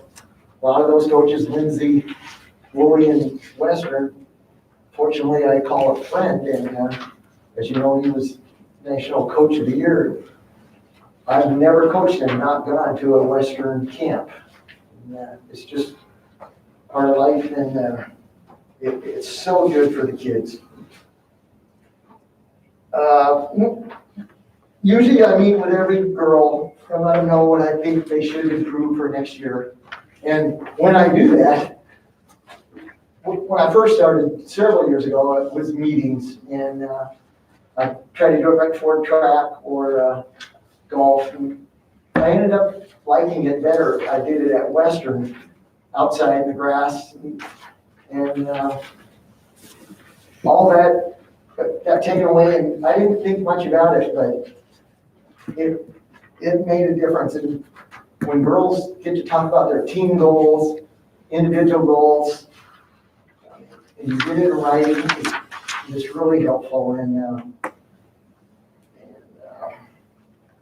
I also have girls give goals for school, and I'm a real stickler at Three Forks. I actually got the weekly report, and if I'd see a B even, you know, I would go try to get it fixed, and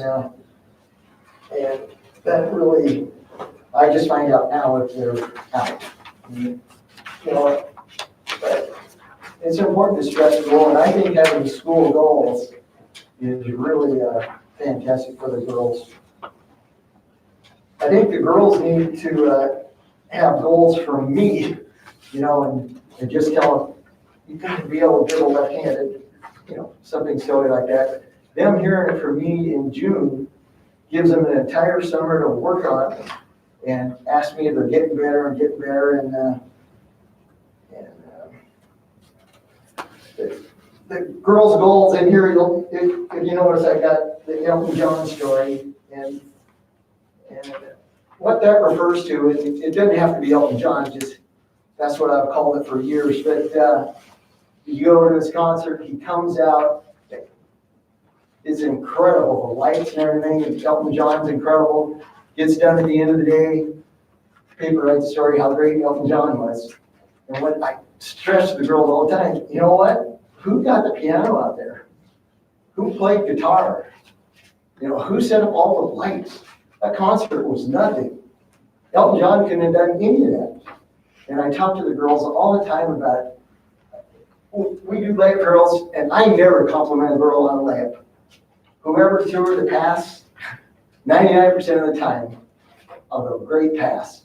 And you just hope it's contagious. Now and then you'll see a girl make a nice layup, and you'll see them point at their teammate, and that's a victory. And so in the summer, you can really, you know, you talk to the girls and you can stress little things like that. Another summer camp, we do the elementary, and you know, I've done it forever. And Clint's just incredible here, and he helped me get started. We've done it together for 3 years. You ask your high school kids to do it and help. And again, get them together and just let them do fun things together. And last summer we didn't get that either. And it's no one's fault. I'm certainly not blaming anyone, but another quick thing we can do is, all these camps are expensive, and we can do fundraisers together, and it's so much easier to just tell your parents, write a check and just go ahead and play basketball. But do something like a car wash where the kids have to be together, and just do team building stuff so that when the actual season rolls around, we're all together, we're all on the same side, and we all have common goals. I mentioned in here that the girls got along really well this year with each other, and interaction needs to improve between me and those girls. And you know, Shay's fantastic, and you know, 63, and I don't always see eye to eye with 17, and Shay's tremendous help. But just being open and honest, and always trying to do positive things with them. I told Travis at the evaluation that during practice, I'll bet if I make 25 comments, 24 are positive. And you know, the kids remember that one. And that's something that's difficult in coaching, but kids have to be coachable. And And that means getting on them now and then, and they have to be willing to be coached, and they have to be willing to learn to be coached. That's difficult for everyone. Another thing we didn't get to do that's really good for the kids is mid-season, during the season, throwing them on a bus and go to Carroll, which, you know, I used to go to Tech, but just because it was closer when I was coaching at Three Forks. But now with a Townsend girl, Tavia, doing so well at Tech, we went 2 years ago, and she got to play a little. Well, she played a lot more than I thought she would get to. And we went, Carol let us in, and we all sat together, and we were all rooting for Tech, which was, I'll never forget that. It was kind of funny. Carol gave us several $100s worth of tickets, and we rooted for the other team. Stuff like that's fun, and just stop and go have pizza, and the boys went. Those kind of things that it's real hard to coach when you don't get to do that. I hate to blame COVID for everything, but we just didn't get to do fun things, and it's hard to grind through practice for 3 months and get through all that. I talked about watching film, and we don't really need to go over that, but NFHS is just an incredible tool, and I think Travis mentioned he'd like me to watch more film with the team, and I actually have never been real big on that. It's just all you see is negatives, and I kind of like kids watching film on their own, but you know, after Travis recommended, I wrote down a few ideas, and I always have Monday. Clint always watches on Monday. Just have Mondays, get that half hour of film watching in there. I wrote down some ideas that just be fun, and let the girls go in Shay's room and cook spaghetti. Make 2 or 3 different ones, do it every Monday, and might have to stop, get pizza on the way out, but you know, it'd be fun. And just little tiny things like that is what keeps kids so positive. And another thing I have always done is it's called positives. I used to call it positive and negatives. I changed that to just positives. At the end of every single game, the girls are there, win or lose, and we go through positives. And they have to tell me one thing they did as an individual that's positive for the game. And you know, some girls didn't get in. And the first couple of weeks, it's surprising how hard it is for kids to get through that positive. And by the end of the season, if I forget, they remind me, and it's tremendous. I work all the time on being positive. I know for a fact that some of the parents are calling me, saying things that, you know, sounded more like I'm a monster than anything. It's not true. I am positive with them kids all the time. All the time. Even in the evaluation, Travis said, maybe you are positive enough in all those drills, the kids don't hear that anymore. All they hear is that one negative, and it kind of made me shake my head. I don't know, but I'm a positive influence on them. And even road games, away games, the girls always see me, you know, talking to the refs, talking to the other coaches.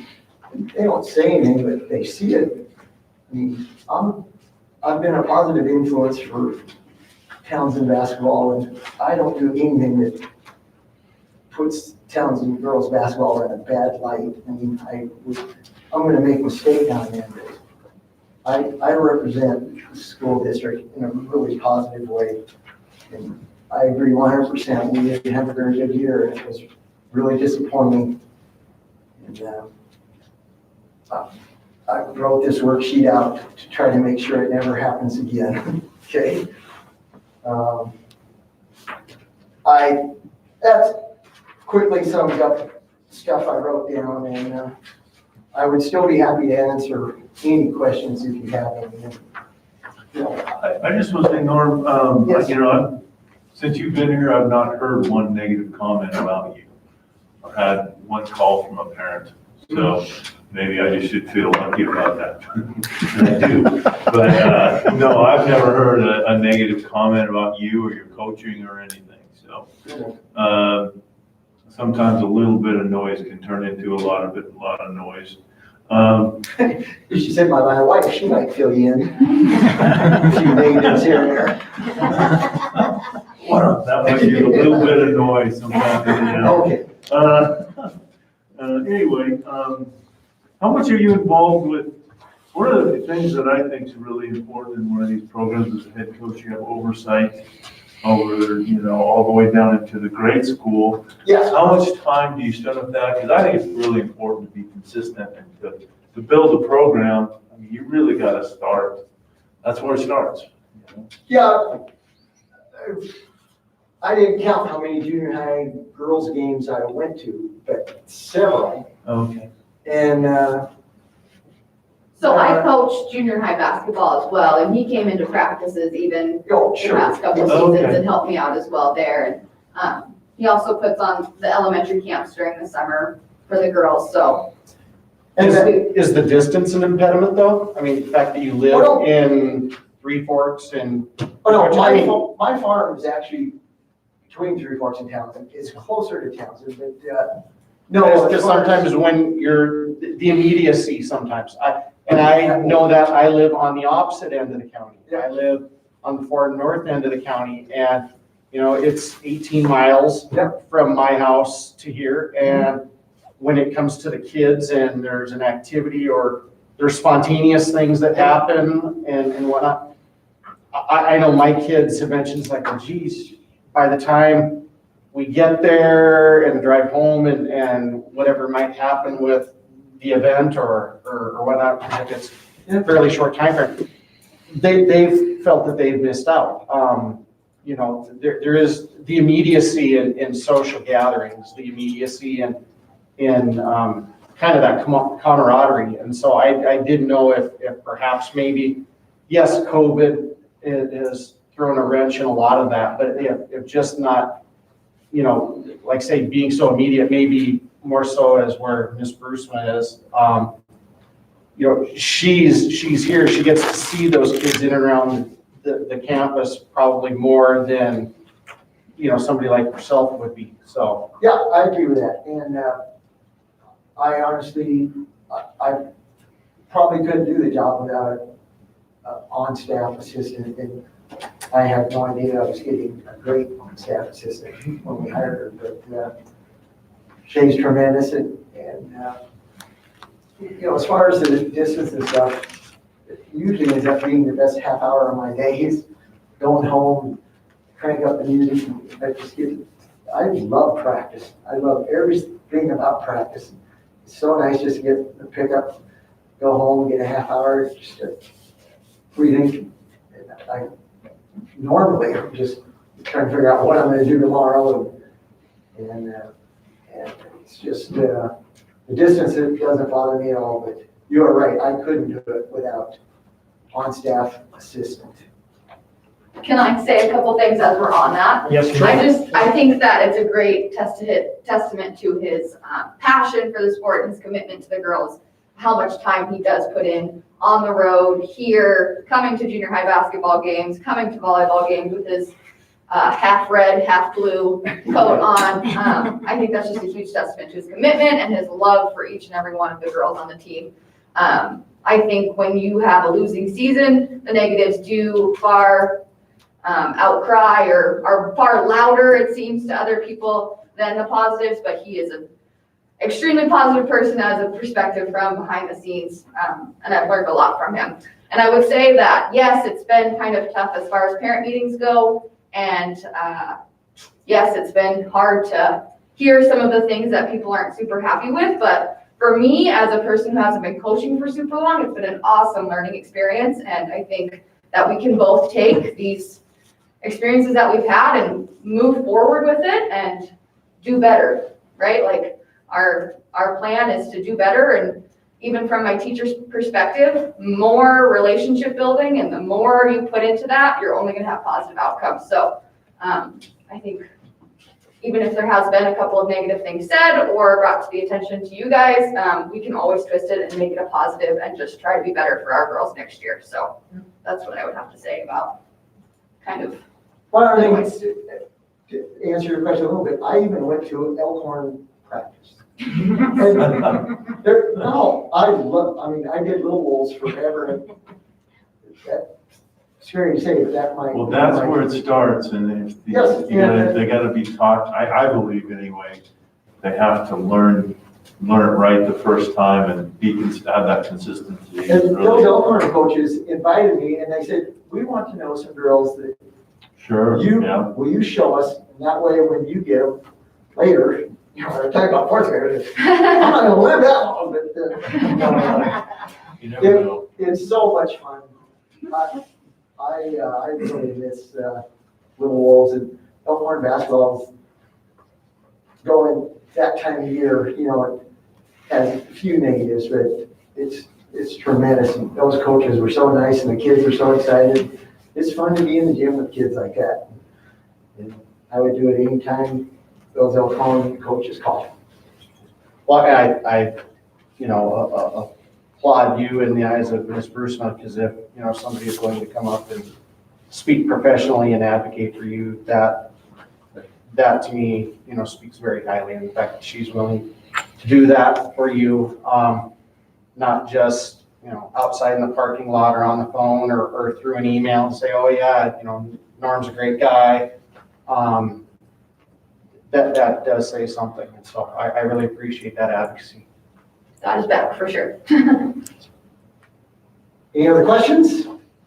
I'm sorry, we didn't have a very good year, but, I'd like to make some guarantees, but 5B girls basketballs, there's 6 girls that are good enough to go play college basketball, and they didn't graduate, so, it's gonna be tough for Townsend to just go show up and be awesome next year, but we will definitely do better, and we're gonna do our best to keep things positive. Okay. I do thank you for coming. Yes. Appreciate your willingness to do that. Obviously athletics is, just an extension of the classroom. Oh, And I'm a life- those principles Yes. and leadership and team building. Yes. And in the end, all of our students having a positive experience is what we want it to be. And I appreciate you talking about, your plan and your direction for the program. And I hope that all of us can help you accomplish that. Okay. I do have one other question and another concern that was raised. The administration does the evaluations on the head coach. And it used to be that the head coach did evaluations on the next level down. And my concern that brought to my attention was that has stopped. That the head coaches. I'm sorry. No, I've done it since I've been here. Okay. Our head coaches all evaluate their. Okay, it was in another program, so it was not his program, but Oh, okay. it was addressed to me otherwise, that, I'm careful here, that wasn't happening. Okay, Okay. very good, thank you. Thank you. All right, thank you. Any further discussion? Discussion, all those in favor, please. Blue. So I would like the board to approve all these other contracts, including Callie Audette for summer counselor, Angela Giono for head librarian, dual credit teachers, Laura Ashman and Darlene Beck, summer feeding program workers, Danielle Douglas, and it should say Laura Frazier. Summer driver's education, Alan Severide, driver's education, Alan Severide, and then extended egg contract, Gemma Lockery. We have Alan for the separate ones because he gets paid by the hour on the, during the regular, or during the summers program gets a different wage than he does during the school year. School year gets paid just for the driving time above and beyond his school hours. So if somebody just wants to say so moved, you got it. Seconded. Been moved and seconded, all that list. And I was just I just didn't follow, and no question, no issue. Mhm. Again, with the driver's ed, that's a separate summer contract? Mhm. Yeah, okay. Yes, it is. Okay. And then, so this is that contract. This is that. This is both summer This is and both. regular, because But he has to separate them because it is two separate contracts. during the Gotcha, school, gotcha, why it's gotcha. listed This, yeah, twice. yeah, gotcha. Okay, okay. during the got it, school year got in it. the evening when he drives, it's $20 an hour. During the summer, it's $25 an Okay. hour. It's a different rate. Okay, okay, yes, thank you, thank you. Any further discussion? Discussion, all those in favor, please say aye. Aye. All those opposed, motion passes. Elementary principal, Christina Hartman. Okay, I know we had this discussion last year, and so I'm going to bring it up again this year. I guess I would, in visiting with Christina and Brad and some board members, I feel that it might be time that I recommend to move Christina to an elementary principal position for the 21-22 school year. I would probably put that pending, well, it says pending negotiations to make sure that you're agreeable on terms, but I think we're to that point that it's time to put her in that position. One of the topics we talked about, maybe we can have a committee or something, sit down and come up with logistics, is to have Christina do the K5 and have Brad do the 6 through 8. Of course, that'd be a lot of shifting of duties and such, but to me, that's just a recommendation I'm throwing out there. That's not something we have to put in the motion, but I think it's something close to that I would like to look at. So I'm not sure if anybody has any questions or not, but we've had some pretty lengthy discussions about it, and I just think it's time to go that way. I still think there's still some confusion as to who does what, and if we can clarify that and delineate those duties, I think we're going to be in a much better situation that's a little less confusing, and might be able to let Brad keep the hair, the little bit of hair that he still does have, and not pull it out. So, Not a lot there. and I'm the last one that likes to make fun of him for not having a lot of hair, but Less hair too. I think a lot of us have less hair over the last 6 years, so. This would actually be a one-year contract. Every principal contract is a 1 year. It's automatic. However, after their fourth contract, they get tenure. So. Well, I'm fully supportive of that. So regarding just the kind of that restructuring, that's going to be kind of around the negotiation piece. That's what you see, kind of the restructuring of duties, or separating or whatever. I think there needs to be a better discussion on it, other than me just saying, well, this is what you need to do. I think as far as the negotiation committee, I mean, we're not in the school every day as far as being able to separate duties and to make that determination. I think that kind of needs to come from Okay. superintendent and discussions with Brad and Christina to see what's gonna work best. Well, I think, like last year, we looked at job descriptions because her job changed so much. Mhm. And I just want to say thank you, Christina, because your job changed because you were looking for stuff to do and you just weren't afraid to take anything on. And we really appreciate that. Thank you for all the work you've done. Thank you for the opportunity. Yeah. I've loved every minute of it. Well, I think you've earned it. Even this year. Well, there can be more discussion, but initially I move to approve Christina Hartman as elementary principal pending negotiations.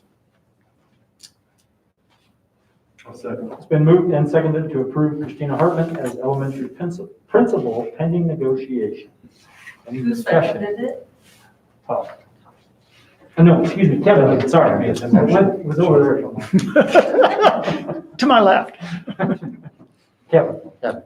Well, I just want to say thank you. I know I followed up with some people who were taken aback last time, and it sounds like most everyone says they've seen positive changes, and I just thank you for taking that on, and I just hope you continue to work to develop those professional relationships and among all the other things you're doing for us. So thank you. Thank you. Yes, I plan on it. And like I told Brad, he's not going to get away very far. So still, he's a great mentor, and as well as Sherry, and I love working with Eric. So I'm looking forward to working with Susan and maybe learning some more from there. So.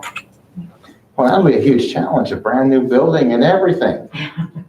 No, it's our building. Oh, it's your. Quick question, Mr. Chairman, is Ms. Hedlund on the negotiation team involving Ms. Hartman? Not on the negotiations team, that's just board members. Just you, okay. However, she would be very valuable I- in the conversation we're gonna have about next year. That's I exactly think where I was that's going. key, because Susie's the one who gets to live with these folks in the future, so. Exactly. Sorry. Exactly. So, yes. We apologize ahead of time. Yeah, again, as far as negotiations is concerned, it's just. board I members. understand. We do have a date that Ms. Edlin is gonna come and spend the day with me, and we have many things to discuss, and that's probably gonna be on our agenda, so we'll work through that. If she's game. I better make sure. Can I ask why none of the employees knew about this? Because I think it's actually an administrative decision. I really do. And we polled them last time. We got some good information and went that route. But ultimately, that's an administrative decision and board decision that could be made when we talk about administration. And administration's, it's not always a popularity contest, but it's trying to do what's best for the district and then what's best for our kids, so. Well, I know when I talked to several staff members, it just brought to mind a point that Kevin had brought up. I don't know if it was this year or last year, but something about the trust between the staff and us here. And this seems like one of those things where we talked about it last year, but they're still caught off guard. And I know a couple of them especially are like, well, is Brad leaving? What, there was I see.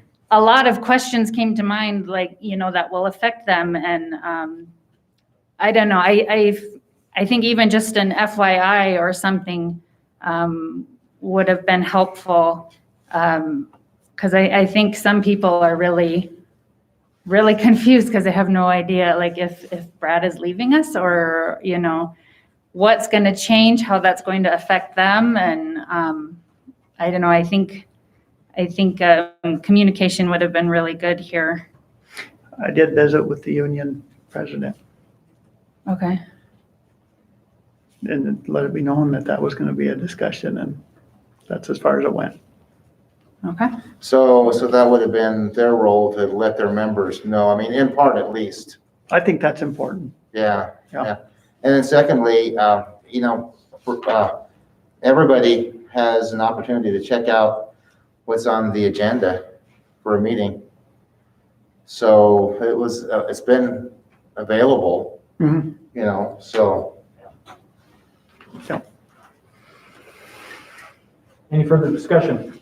No, I'd just like to add, I agree with Eric. It is an administrative decision, and I know that there was some conversation last year and worked through.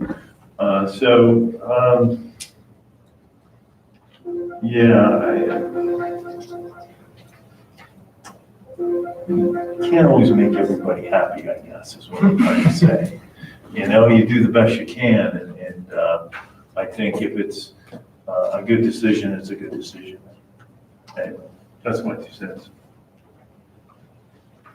And hopefully, we can move forward, with transparency and trust and communication. I think with a lot of changes happening that could increase like tensions or confusion. Oh, for sure.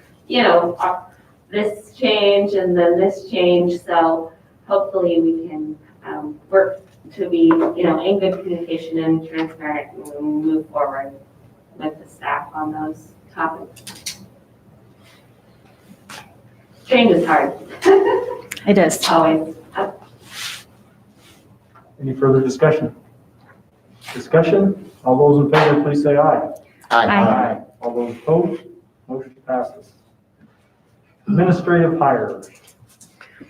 All right, there's a typo. It shouldn't be the 2021 school year. It should be the 21-22 school year on there. So I had that incorrect, and I would like to recommend the rehire of Christy Sandgrave, Brad Rock, and Sherry Heverin for the 2021-2022 school year. Pending negotiations, at least with those two. And then basically the salary that was set for Christy goes through next year, so we should be fine there. Yeah, so move. I'll second. Been moved and seconded to approve the hire of Christy Sandgren, Brad Rock, and Sherry Heverin, pending negotiations. Any discussion? Just a point of clarification, Mr. Chairman. So our earlier motion that was approved to appoint Christy as district clerk was from March 29th through the end of this school year. And this motion now is the rehire, Yes. which is effective in the future. Yes, yes. So this would go through June. I understand that, but I think it's important to have these kinds of things clarified on the Yes. record. Yes, so she was hired through June, basically June 30th of 2021. These are for July 1, 2021 through June 30th, 2022. Thank you. I appreciate that clarification. You betcha. Any further discussion? Discussion? All those in favor, please say aye. Aye. All those opposed, motion passes. Policy review, policy 1905.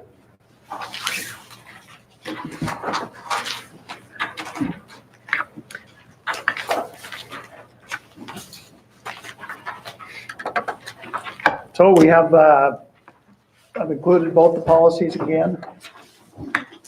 Our current policy and also the proposed policy by MTSBA after the governor dropped the mask mandate. And so we did a first reading. And so this is actually for second reading.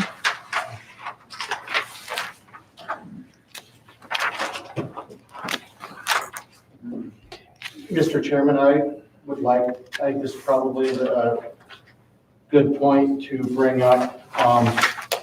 In the discussion that the 1905 policy is being revised as a part of our overall 1900 policies.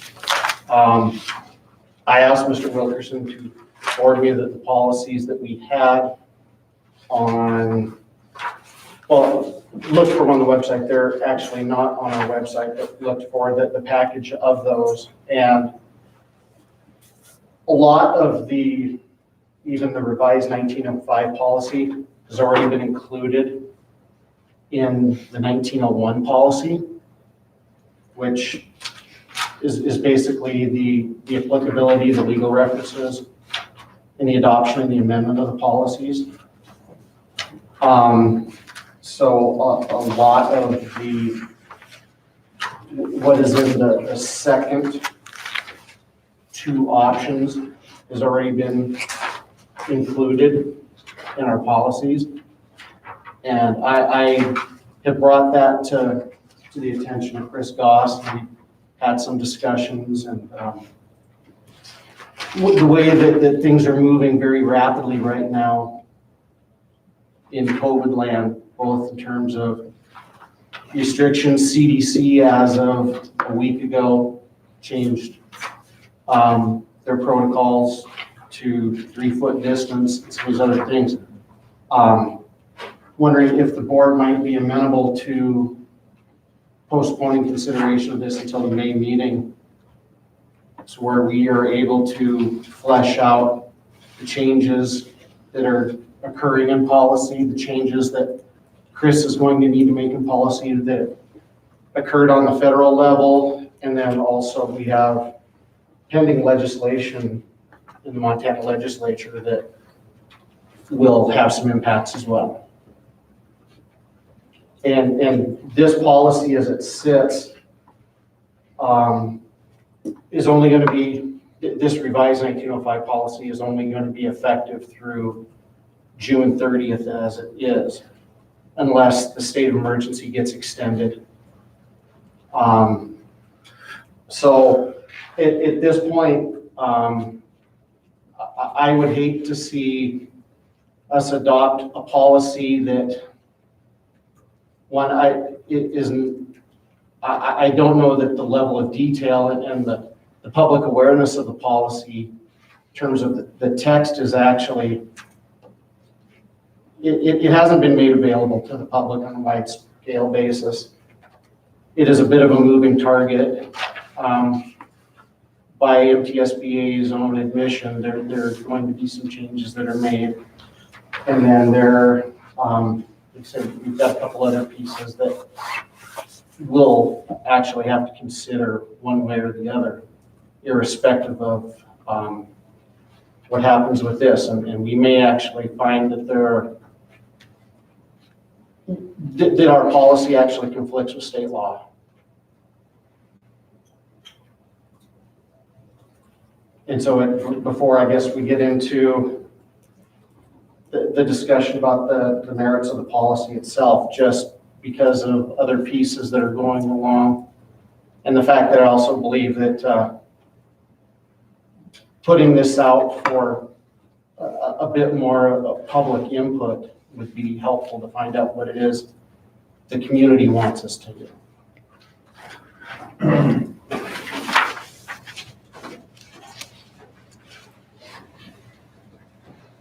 So you're saying we just leave it as is for right now? Our existing 1905 policy, our existing package of 1900 policies, policy in particular, you can pass a couple of these down, I did make copies, there's only 10 of them here. Should we pass them down the turn?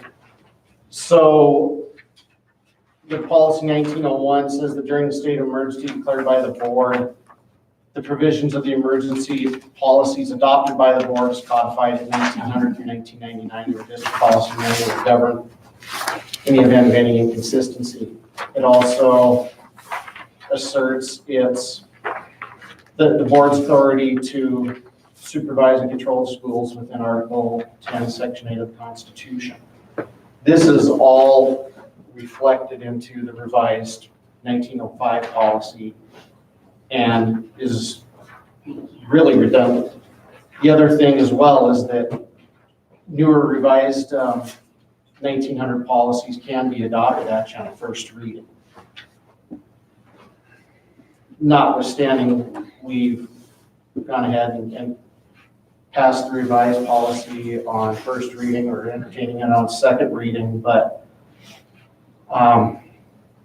for all the reasons that I've stated, I believe that since there are quite a few moving parts right now, that by the time we meet in May, the legislature will have adjourned, that's right about signing day 90 of the legislature. Right now there are 4 bills that have impacts on local government, things like that. And then, as well, if we, I've been privy to some communications that will probably manifest themselves in the next 4 to 6 weeks about the direction that the state of emergency is going to take. And so it sounds like the state of emergency might be phasing out or it might be modified in one respect or another. And so I'm because that information was told to me in confidence, I can assure the board and the administration that the information the source of the information is good, but I think that there is just so many things in flux right now. I hate to see us put a Band-Aid on top of another Band-Aid and also have a policy that is maybe is a little bit contradictory maybe to the wishes of the folks who are in the district. By our own staff's math, we're at about a 50-50 break right now. Those folks who believe that mask mandates should be abandoned or at least modified somehow or left up to the individuals. So that is something I think is necessary to bring the board's attention before we actually bring this up for a vote on second reading. Are we needing to update, like how, with the students and staff? I mean, we've been doing this for several months now. Are there problems with what we have going on, or are we just updating just to try to stay current, or? Well, MTSBA kicked out a revised 1905, what, 2 months ago, somewhere around in there. It had some clarification, and then I think it expounded on the options within it that weren't in the original 1905. You know, it gave the option to go to a lesser restricted. So it was last month that we looked at it on first reading, the revised 1905, and all it really did was bring in the option 1, option 2, under the masks and social distancing, I think was the other one, correct? As I recall. Yeah. And then added a few words like volunteers and visitors and, you know, just some more specific language. So if I understand, Todd, I mean, you're not suggesting we make any changes, you're just basically saying we shouldn't waste our time. I think we postpone consideration, because if it's approved on second reading, it's effective immediately. But it doesn't really- Even according to our own policy 1901, it says that all new or amended policies adopted as part of the emergency policy series shall become effective immediately upon adoption. But my question is, even if we approve it on second reading, are we changing anything that we're doing? One way or the other, if we approve it or if we don't approve it? Yes, because we're the first set of options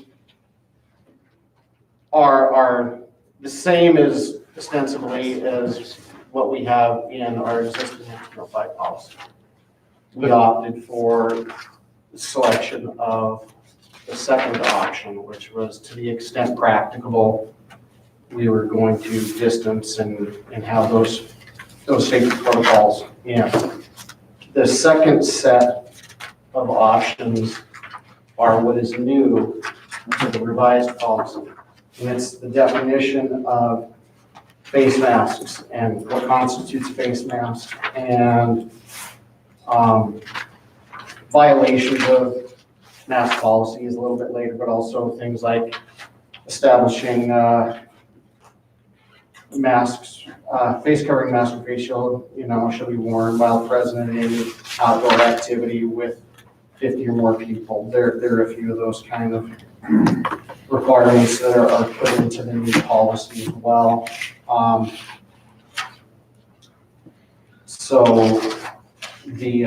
But the things that are changing, again, we have updates from the CDC. There have been 2 since the adoption of temporary. Right, I get the first policy and all that, so.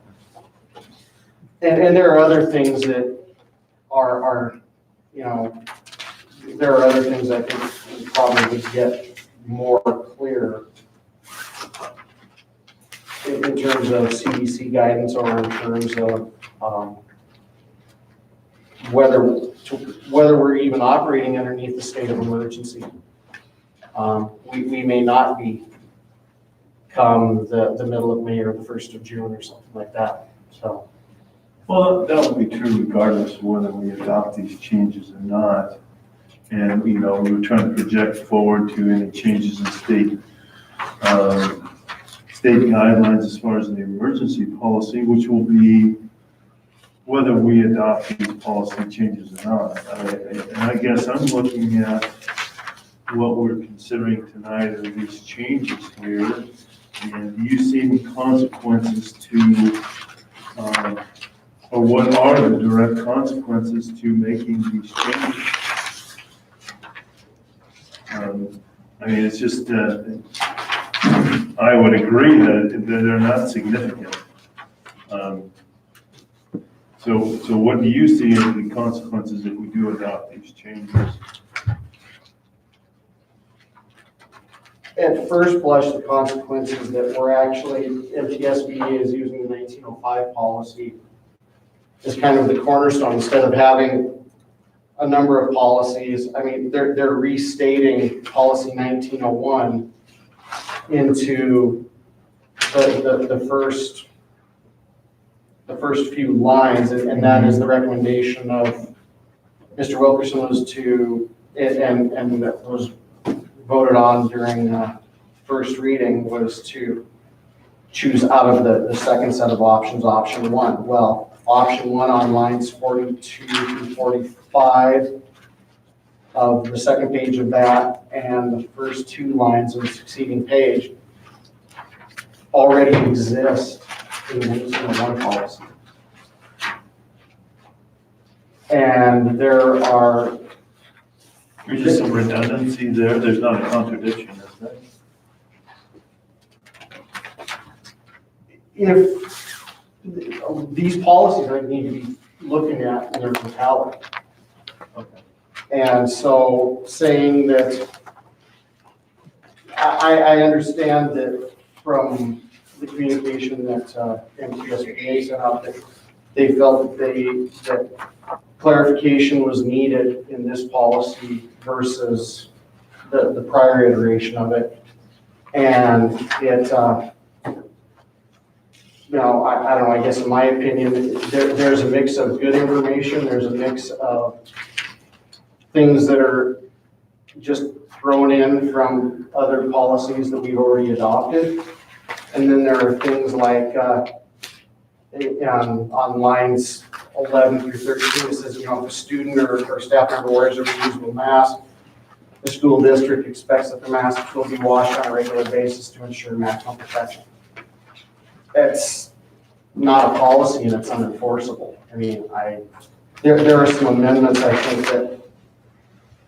that could be made to the policy to actually make it more clear, but more than that, we've been operating under emergency policies that we voted on, and yet they're not out on our website. We've solicited some input from our certified and classified staff about their feelings on it. We have had members from the public, including Mr. Beal, who I think spoke very well about, you know, what his observations of it are. And I think that this policy is counterintuitive to the direction that things are currently going. As far as things are currently going, as far as public opinion? We have a county commission that Right. has voted to not have a mask mandate in Broadwater County. We have a board of health that passed consideration on that. I think having a mask policy that would more reflect the intentions of what the people of Broadwater County want for their kids who are attending our schools, coupled with the input of staff and administration, is the best way to actually determine, not necessarily an up or a down, but maybe a policy that is maybe a little bit more like people certainly may, it's a personal responsibility issue. I think that we have all of that. And our emergency declaration is waived. And I am of the belief that emergency declaration, that those days are numbered. And this policy, These are set to sunset in what, June? I believe? June 30th. Okay. So at the end of this school year, and we're what, 6 weeks out? So this is the term that we're looking at, basically. And, We're 4 weeks out next Friday, so yeah, what's that? I said we're 5.5 weeks out, yeah, 5.5, 6 weeks. Yeah.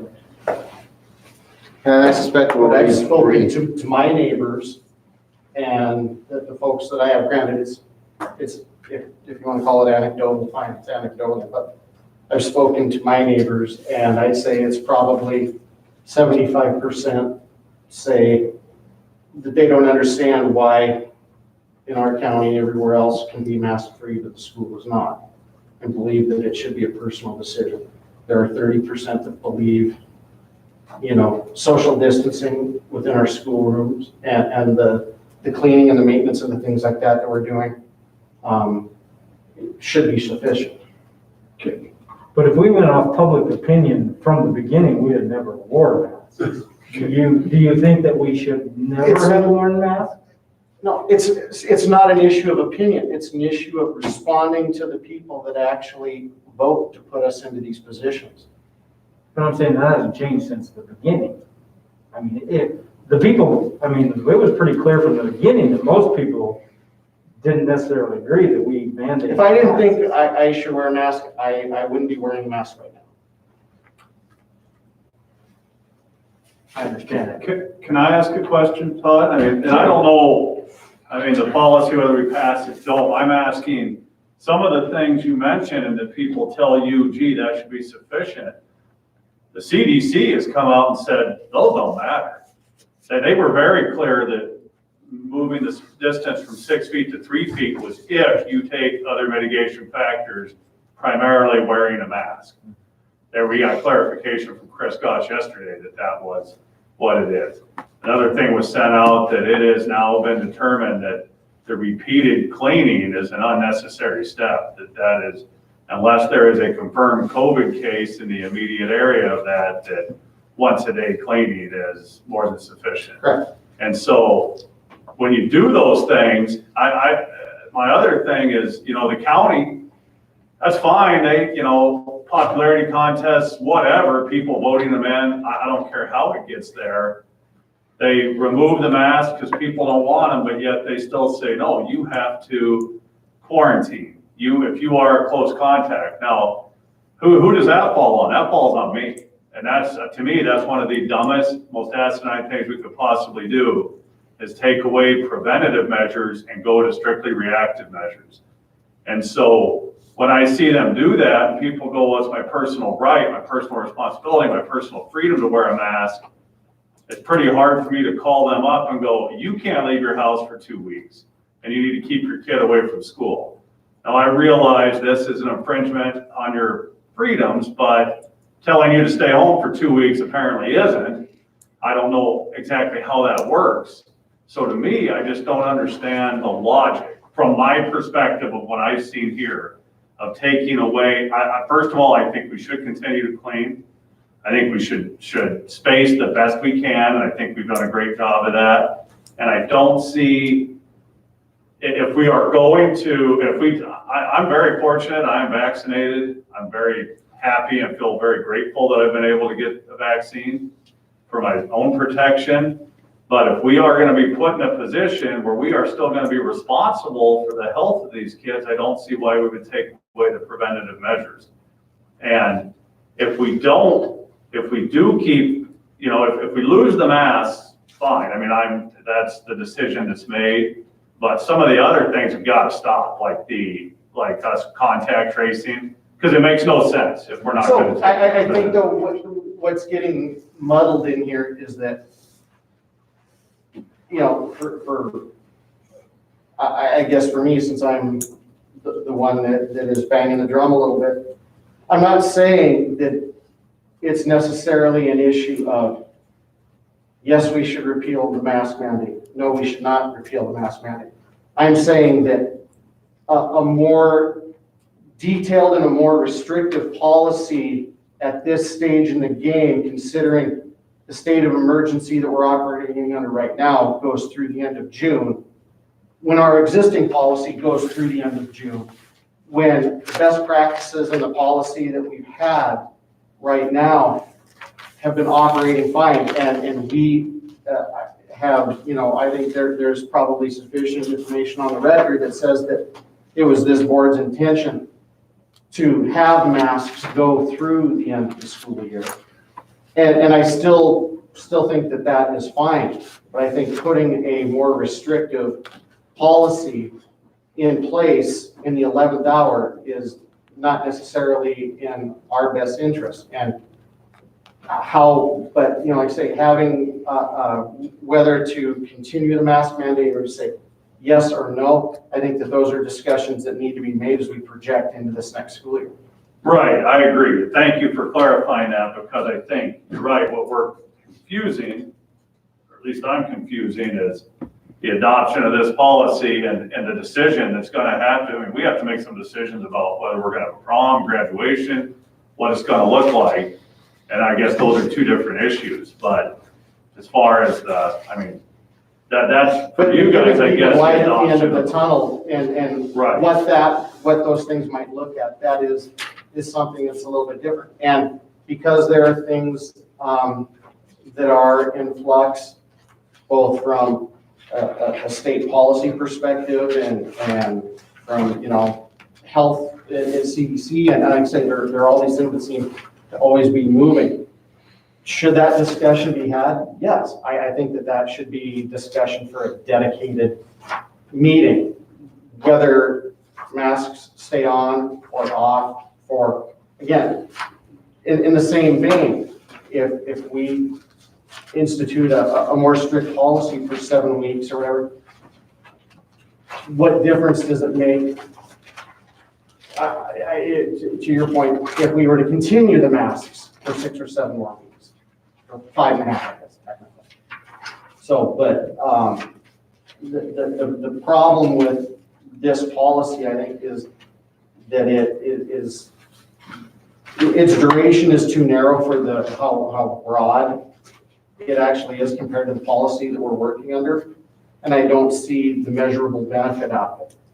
And I would wager that School Board Association and school boards across the state will be having meetings after school is out, June, July, to adopt whatever kind of policy it is that they're going to implement going forward that would not be under an emergency declaration.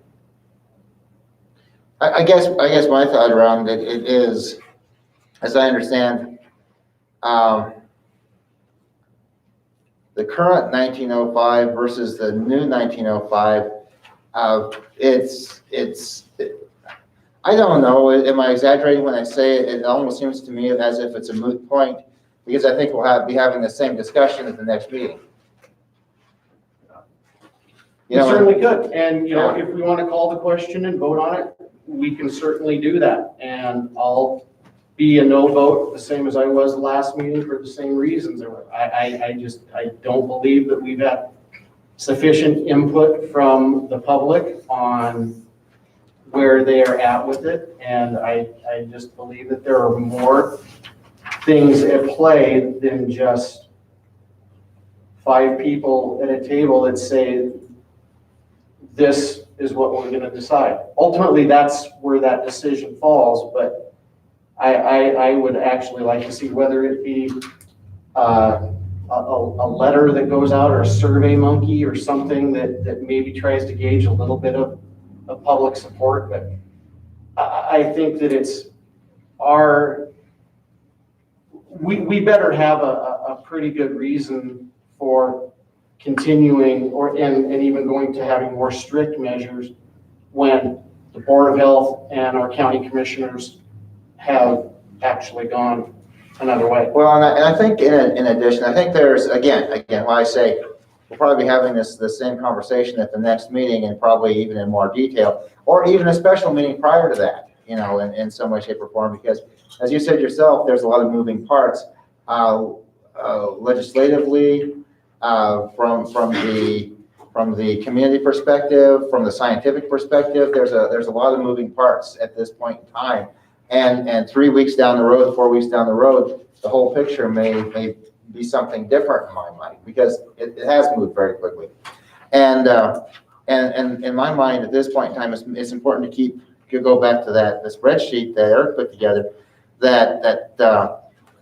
it's, again, I'm gonna say a moot point, maybe I exaggerate whether we adopt the revised 1905 or maintain the same 1905. I'm not sure it really matters, but we do need to keep it as is, in my mind, because we won't have, according to the spreadsheet, folks, completely, that want to get vaccinated,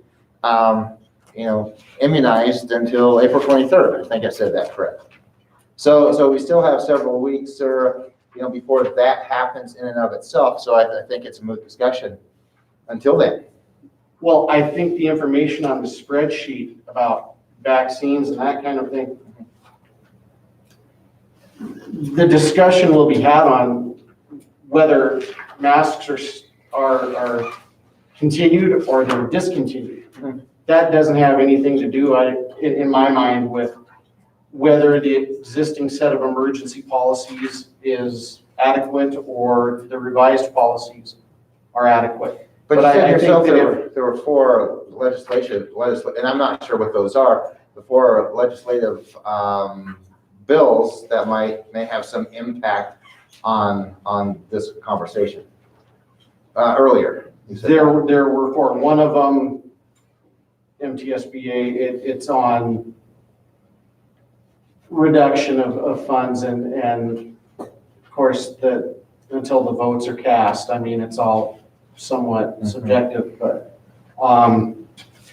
right. There are. But I think that the thing that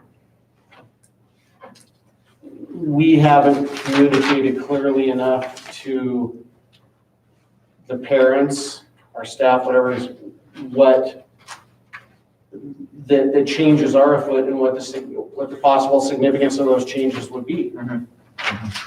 And if that were communicated out to the public to say, this is what's on the table, this is what is being discussed, and this is what the impacts of the implementation of this would actually be, I think that we owe that to them.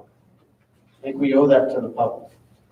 And I don't think that putting a proposed agenda in a proposed policy in a board packet, those things satisfy, a very minimal threshold of public notice, but it certainly, it may put somebody on notice, but so if I file a document with the clerk and recorder, that does the same thing. It meets the letter of the law for a public notice, but it certainly doesn't have to explain anything. Okay, well, I'm gonna do this. I am going to, because in my mind, and you guys argue with me, please, because I see 1905, the revised versus what we currently have as being, I know there's some difference, but what we're doing with the current 1905 is working, right? And if it's not broke, don't fix it. So I'm going to move to table policy 1905 emergency measures at this meeting. I would second that. It's been moved and seconded to table consideration of MTSBA model policy 1905 emergency measures. Any further discussion? All those in favor, please say aye.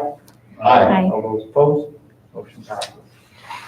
Okay, so now I guess we need to come back and give Sherry some guidance as to what our intentions are going to be. Specifically with the For the prom. love of Pete. But I don't think it'd make any difference, so whether we approve the revised version or not. No, I don't think it does. I just thought we might get somewhere else. Okay. So the prom question, because I think they probably need to know that one first. Are we okay with that? With or without a mask? I guess that's the decision I think we need to make. And on May 15th, at this point in time, in my mind, yes, with or without. Yeah, I Their think, choice. it's in a public area where, it's basically personal responsibility. And I think the question, there's a larger question.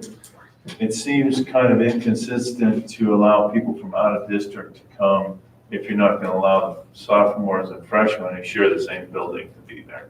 That's more overall numbers, like just trying to keep the overall numbers down. Sophomore and freshman can be there if they're invited. So like, Right, but that's kind of, to me, it's either there or they're not, I mean, like I said, Kevin, just the only reason for looking at that was just to keep, instead of, maybe keep it 50 to 60 kids instead of 100 kids, or that's another reason. I mean, that's why, it's a proposal, so feel free to suggest whatever. Well, the other thing that we have too is, and I don't know consideration wise, but, so our policies, it might be worth looking into, our policies are on school grounds. If we have an event that is off school property, even if it's sponsored by the school.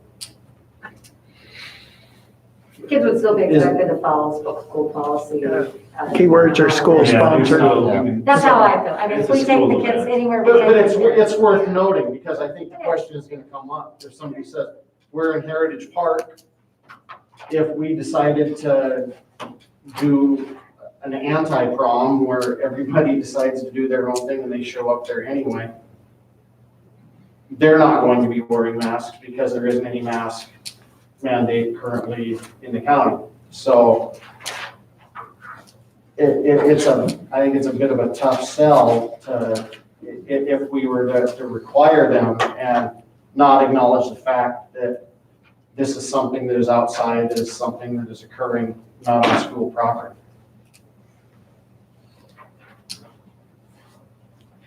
I would can tell you like- that we had a small, the Townsend Kids Club Wrestling.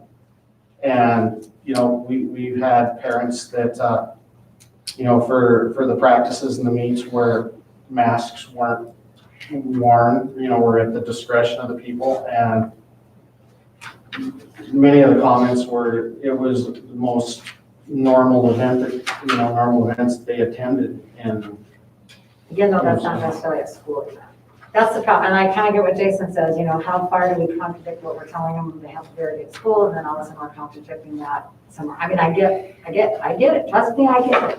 If it happens, we need to mandate masks at prom. Well, that's one thing. If things change, you can do that. But in my mind, as it stands, I'm for. Todd, there was a comment that came through that is worth reading. It is true that the Board of Health has lifted the mask mandate. However, they require us to wear a mask in any county building.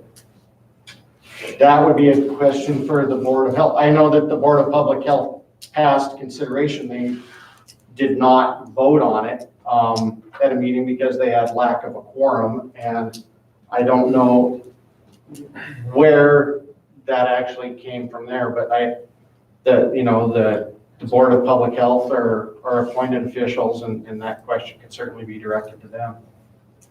I think it was. It's not really a question, it's just a statement that, yes, that's the way it is. The county courthouse, you have to learn. That's any county building, but they took it away from everywhere else in the county, but any county building, you can't, you have to have it. It's that way in state-owned facilities right now as well. Right, so I think kind of one of the points is that, so what's the difference between doing that and saying you gotta have them in a school or a school function or and I'm not saying you should or you shouldn't. I told you my feelings on that, but I think that's the whole point. If we go, I guess that's a discussion to be had later. I think Sherry just needs guidance. And I just need to know if we can have 8th grade awards night. And as far as I'm concerned, we're gonna have it. Wear your mask, we'll have it. Kids will get their awards, go home, do your thing. done it for a year, you can do it for one more night. Well, that's kind of how we are. That's the way I Honestly, feel. that's kind of how. That's, I mean, that's a whole different thing than With prom, this, obviously. if the kids decide they don't want to wear masks, that's a deal breaker for them, they won't go, then so be it, we won't have them. I mean, really, I just kind of need some idea where to go. Do we even worry about being at Heritage Park? Do we just tell them they can do a prom in their own gym, but you have to wear your mask? I don't know, you guys, I don't know. That's why I'm trying to, I felt like taking outside might open it up a little bit, but I also see the contradiction. I see the issue with that. I do. Well, outside at recess, are the kids wearing masks? When they're in all big different grade levels, yes. When it's their own grade level, no, it's their own cohort. The high school kids are not wearing masks outside. Unless they were attending, say, for example, a football game last fall. And again, if you're going with the science, you're pretty safe outside. If you're, but a prom is a little different where you're in long-term close contact with somebody. There's just very little chance for kids to get, I'll do one like to get COVID, but they may. Line dances. Vanessa, you were gonna say something though? Yeah, I was just gonna say, I would like to see them have, I'm not gonna call it normalcy, but a little closer. The opposite is true too. If they feel uncomfortable being exposed, they can still wear their mask. I don't think anyone's saying we need to ban masks, or not go. I mean, it goes both ways, but, Well, these kids are all getting together after school anyway. Well, the senior class kind of had a prom already. Quite honestly, I mean, it was, their own thing and and they had a great time. And so far, knock on everything, we haven't had any problems. And so that is, it's honestly kind of a good test of what's going to happen when we bring that many kids together that was inside, no masks, not associated with the school, though, except for it was our kids. I think it was a really great idea to go down to Heritage Park. I think that'd be a ton of fun, actually. Maskless, or masks if they want. I just, It snows still. yeah, I think We we. can still snow. They can I still. know. How exciting. How cool would that be? Literally. I think if we're gonna put our name on it, at bare minimum, we need to say that masks are recommended. Not required, but recommended. Recommended or I can go with encouraged that. or something like that. Yeah. I see what you're saying. Yeah, I get it. I still struggle, with the inconsistency, but like I said, these kids are all getting together, the school is the only time they are wearing them. Mhm. But, okay, I think, So how about numbers then? Kevin raised some questions to that, or in-district kids, out-of-district kids, what do we do here? What are your guys' thoughts? my thought is, I like that you're restricting the number, even though it is outside. I think the smaller the group, the better. As far as, We still have to be able to chaperone it and supervise it. Right. That's gonna be a little tougher outside, actually, maybe, I don't know, but if it's a reasonable group of kids, as far as number wise. How do you guys feel about the in-district or out-of-district? Because that does go both ways. Like I said, I've signed several forms for kids to go somewhere else. And I know, people, obviously the argument is, well, we brought a whole bunch of kids in for activities and sports from other districts, so. and those same kids are already getting together. In my mind. Include them. Yeah, I think, in a practical sense. I would agree with that, but And as far it as, just seems kind of inconsistent to me that we're letting out-of-district kids come or in-district kids can't. I understand the numbers issue, but still, I get what you're saying. that's how the bugs travel, I get that, I get it. Yeah.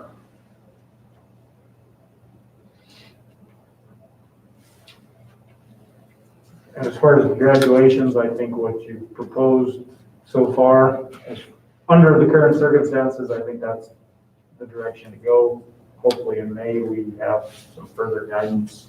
Yeah, I agree. Because I do I have agree. families, as board members always do, we have obviously chomping up to trying to plan. I get it. Yeah, I everybody needs to- understand what they're, yeah. You can decide on that. So you probably, now Now, and 10's a good limit. I don't have anybody or anything in mind. Obviously, some situations, there might be a few more than 10 or a few less. There's some flexibility within that depending upon a family, an extended family. That's our rule. We've got to settle. So grandma, Rule unless it's not. so grandma can go, but grandpa can't. We'll Grandpa have to would. rearrange. Well, grandpa might be happy about We that. had the same problem, I mean, that's It's why just- it was so restricted last year, just because we were Yeah. pulled down. But you had some flexibility though. I feel like if students have, I mean, literally, I don't know many families that would, even if everybody came, there'd be many more than 10. And honestly, if they have to choose, they have to choose. We're still in a COVID situation. We're not wide open yet. You know, that's how I feel. And I feel like 10's a good number. We allowed 6 for activities and sports, but we're looking at, you know, well, yeah, more kids. I mean, obviously, but it's a one-time event. It's not consistently all the time. We're doing it completely full. You know, I think it's a good number, and I appreciate the increase in that. Having had a senior and having had to have those hard discussions and things like that. But it's something that was good out of that, the video presentations, the kind of the pacing of the graduation, I thought was done very well. I actually think our tech folks did a very nice job when they made that available for streaming, and I'm sure that there are probably things that could be improved upon. Experience as a good teacher that way. And so, you know, for those folks that feel like they can't crack the top 10, but they still want to watch it, you know, there's. Can't crack the top 10. and obviously the parade portion of it, that's entirely up to the students. I will take the popular vote on it. That was cool though. I mean, that was pretty neat. I think it made the community feel involved, and it was really fun, actually. Yeah. I thought, I couldn't believe the turnout. Yeah. All right, so 10 for graduate, and then recommending masks worn in till they're seated. Are you guys good with that kind of a spin on the mask? You know, it's different than what we've done too, but I don't know. I think it's practical. And if it needs to be more restrictive, we can do that. But I think in my mind, I would put an point- asterisk on Yeah. that one. Yeah, I think, you know, in a building in a closed area like that, at this point in time, maybe we'll change our mind by the end of May. But at this point in time, I would say people would have to maintain wearing their masks while in the building for graduation. That's. Well, and that's consistent if. And that might change between now and the end of May too, so. Yeah, I mean, that is it's such a ridiculous thing to go into a crowded restaurant, have to wear your mask in, sit down, take it off. But do you remember how hot it gets? What's that? Do you remember how hot it gets? Not that many people that crowded. It was a lot cooler last year. Yeah. So basically the same thing for 8th grade awards night, same, just basically do it, wear your mask, we'll do it. They have to wear them during the games as spectators do, don't they? Yep. So it would be consistent with what we've been doing. Yeah, I think, and like you said, it, you know, it, an Obviously. asterisk behind it, that this may Possible change if we get to that point. Yeah. For now, for planning purposes, I think that's what they need. Are the students wearing their masks during? You know, that's another question. The students will be spaced out. We'll seat them so that they're, in a way, they did, like I said, it's tough because last year we weren't even under a mask mandate. Right. So I feel like if the kids are stationary, we're not going to allow them a lot of movement, kind of like we did last year. We're going to keep it pretty restricted. The kids being honored will stand in place, sit down. They're going to be spread out.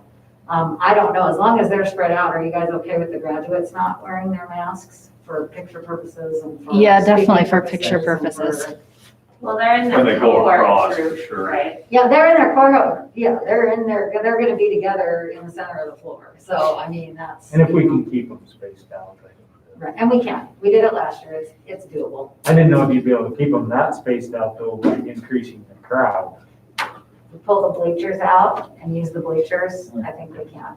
And those are things we'll have to logistically look at when we get everything out and start counting how many people we actually are gonna have in here, so.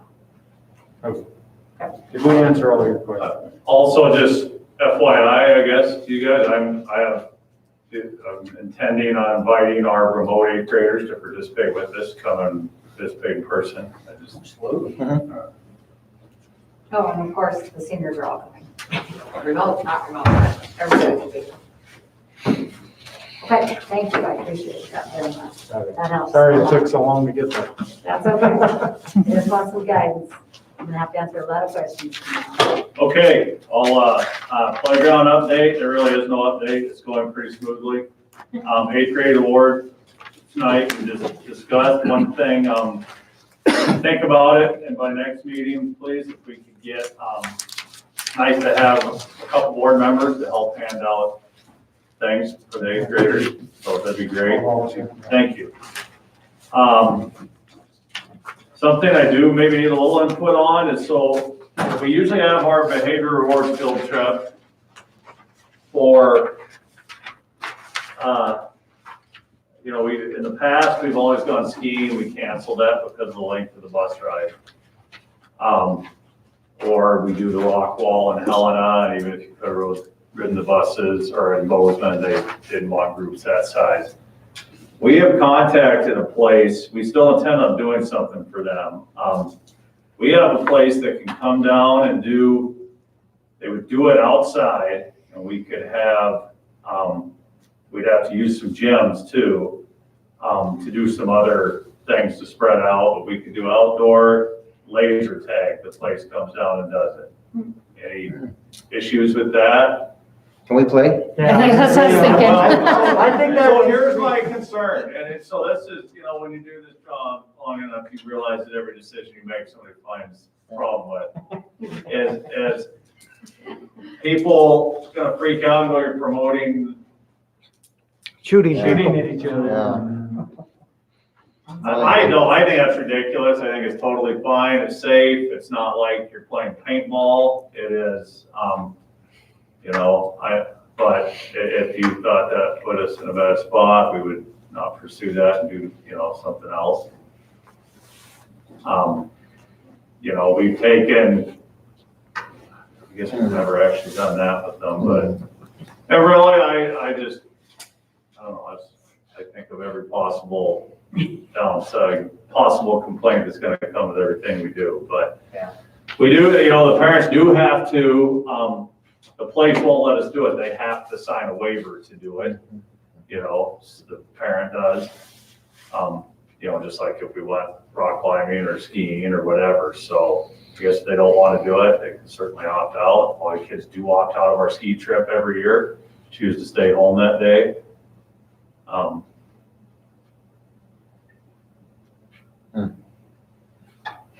I think what you're saying all sounds great, Brad. I appreciate looking for those alternatives.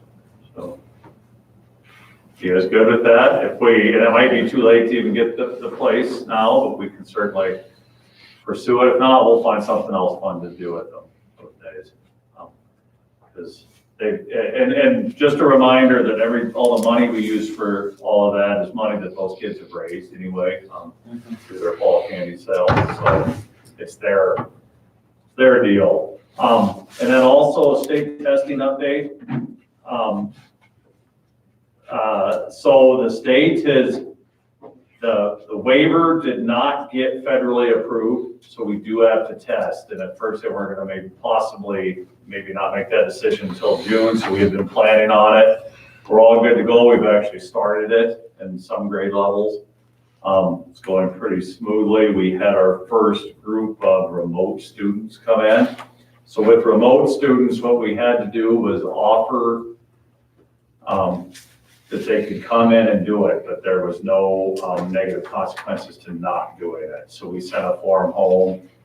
We had probably a dozen today that wanted their child tested.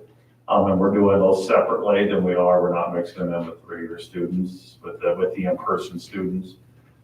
Went pretty smoothly. So we'll finish them up and we will get some kind of testing results. They did waive the 95%.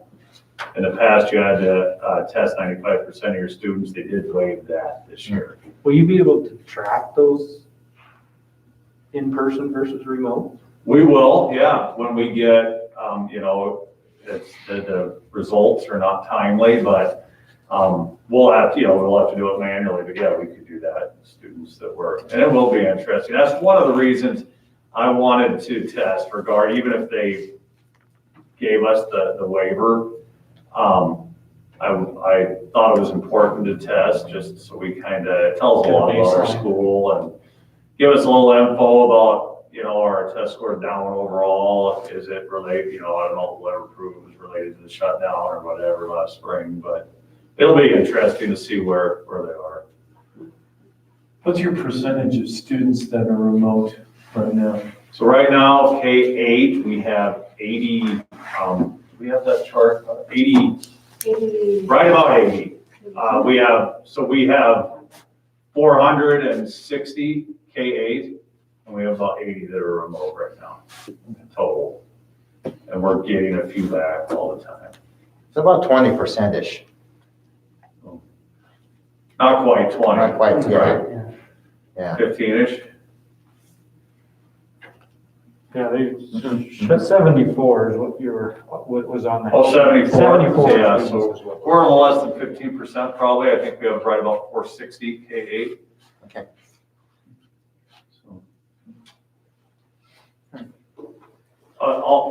Last thing I'll mention is we have, Christy put together a list of students that we know are coming into the district next year already.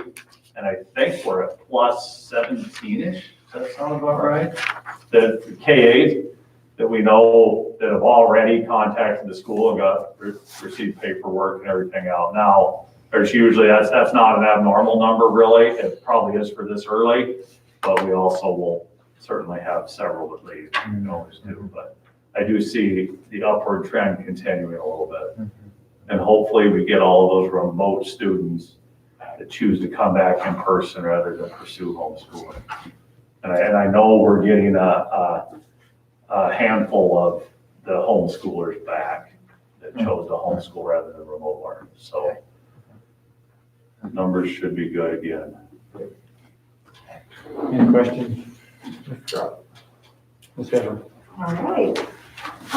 Quickly, just a big congratulations to the FFA. They finished their season here this past weekend. We had a egg sales team that qualified to go to state with Billings, and they traveled to Billings, and my understanding is took 6th place overall in their adventures over there. Pretty young team. They learned a lot, and I think they had a lot of fun. So they did well. BPA kind of rounded out their season as well. We had actually a 1st and 2nd place winners at state. Bastion Grandy took 1st place in C# programming, and Avery Bishop took 2nd place in C++ programming. So kudos to Mr. Horn as well on those programs that just keep building with kids that are continuing. This is all virtual for BPA, much like a lot of the other contests. So, Who was in C#? C# was Bastion Grandy. Oh, okay, He okay. took 1st, yeah. Okay, So good. they did very well. And then Clint's Skills USA kids wrapped up their program as well. They did also virtual competitions for Skills USA. And we actually had 2 1st place winners for their state competition as well. Jonah Bushman took 1st place in technical drafting, which is outstanding. And Riley Deal, a freshman, also outstanding, took 1st place in cabinet making. So they had to film it, they had to be being watched live and do a video and submit their videos, and it was a whole process. So. It was intense. What's that? It was way intense. Yeah, Joe helped a lot with the filming, and they're actually the State Skills USA rep is coming down. Got to think about this for a second, on Thursday, and they're going to do a little awards ceremony with the TV station and everything here for those 2 young men. So that's pretty cool. Promoting some Skills USA.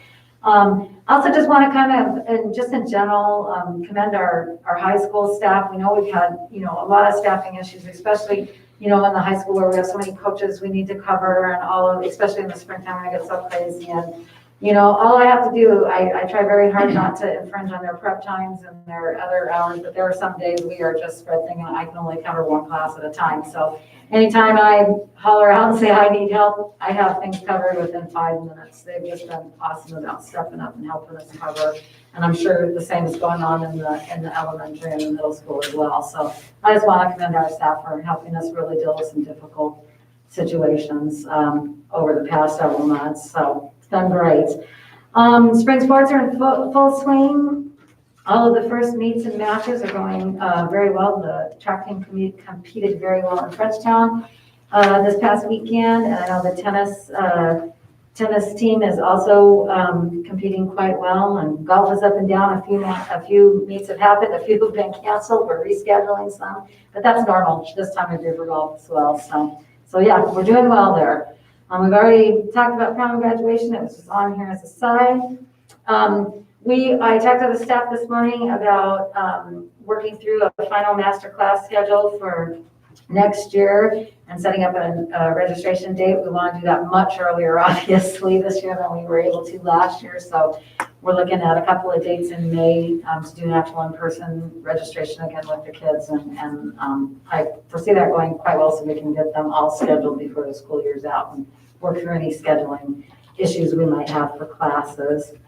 On a side note for that, Mrs. Beck is opting out of doing the dual credit speech class, trying to do dual credit speech and writing all at one time, both within the same 0 hour has been really difficult. We do have another speech class, that covers regular speech. So she would like to just do the dual credit writing portion of it next year. Monday through Thursday, because she kind of loses most of Friday anyways, because of the shortened time frame and short schedule. We don't have full log time in the morning on Fridays. So that meets the requirements just fine. It'll still give those high school students some dual credit options for their writing. So for another year until we figure out what we're going to do when Mrs. Beck finally decides that she is truly done. So we're working on a few ideas for that. 0 hour has been great too. I just want to say the students love it. It's gone very well, very seamless, and I think that was a very good move for that, and we would like to keep that for next year as well. Finally, just a few upcoming things coming up. Actually, after the date, when I put this together, it was said the 15th, but it's actually the 16th is Purple Up Day, and that's our Montana Military Family and Children's Appreciation Day. So we're encouraging everybody to wear purple on Friday and purple up for our military children and military families. We're already looking at divisional wealth May 10th through the 11th at Bigford. And then we have some kids that will be going to compete in state academic Olympics in Missoula as well on that day. So not too many things going on before we have our next meeting, and then we'll have a landslide after that, finishing up the year. So things are going well. Quick question, Mr. Chairman. This is I guess probably for Christine as well. It hadn't been mentioned, I don't know how in the front of your mind or back of your mind it is, but are you intending maybe as we get closer to the end of the year, we need to get some sort of like final report on Acellus and in the unfortunate likelihood that we have to address remote learning in the fall? Do we scrap it? Is there a replacement for it? Is there like, or is that something that's probably more in the near future versus middle of the summer kind of thing? I can give it to you right now. Well, no. Your I mean, I know that. But yes. I generally know the sentiment. Yeah, we can get we can get a little something together, pros and cons and improvements or And definitely whatever we can certainly do that. sooner rather than later. Yeah, I would rather, if we, need to, terminate contracts or we need to, give them, the send off, I'd rather, I'd rather have the folks who have their kids in remote learning know if they stick with that, we would transition to whatever. Yeah. Or, And honestly, those kind of things. that's a good comment, topic, especially with the high school registering for classes. I don't know what to advise people on that. I kind of envisioned maybe it would be part of conversations tonight with the COVID policy and all of that. So I didn't know, where that was going as well. So, but yeah, fair enough. But I'm like, Brad, I can tell you exactly what my staff thinks right now. Yeah, So. well, and I have a pretty good idea. know what you're gonna say, it's just, yeah, if there's, improvements that can be made that the vendor could do for us, or if we just opt out of that and there's a functional equivalent, or we do our own, or, I don't know what all those options are, but I'd rather start having those discussions toward the end of the school year, so. Yeah. If we can, as we go through the summer, we can, it doesn't sound like it's something that maybe we're dropping on folks in July or August. Yeah, that's a good point. And in all fairness, it's done what it advertised to do, really. It's just not ideal, but it's no fault of theirs, really. The sellers did what they said they could do, so. This is kind of tangential a little bit, and you're probably gonna cuss me.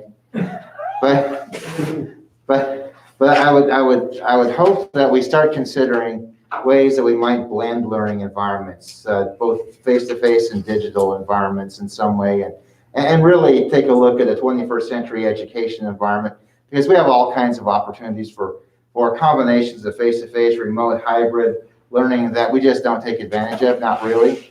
And I think there's all kinds of opportunities, and our kids are missing out because of it. So I really hope we take a look, and there are tons of different formats, but I would just use, given the Acela sort of idea that Todd brought up, there's all kinds of opportunities for blended environments around that, where part of the class is face-to-face, part of it's online, and you just incorporate and integrate those online components into a face-to-face classroom. That be the next chunk then for the strategic planning. But that's part of it, because some of you guys were going there with those strategic plans anyway, so in that way. So, oh, and by the way, let me just share. I shared with somebody. I shared with you the other day.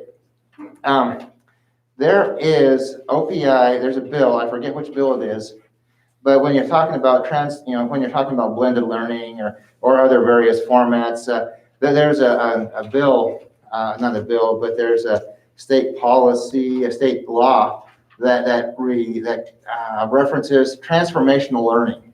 And OPI has money through an application process for pilot projects and transformational learning. So the deal around that, now, again, it's an application process, they pay for part of it, but if you're thinking about, I don't know, block scheduling or blended learning or whatever you're thinking about, there's monies out there that nobody knows what transformational learning really is anyway. There's monies out there that no one ever uses.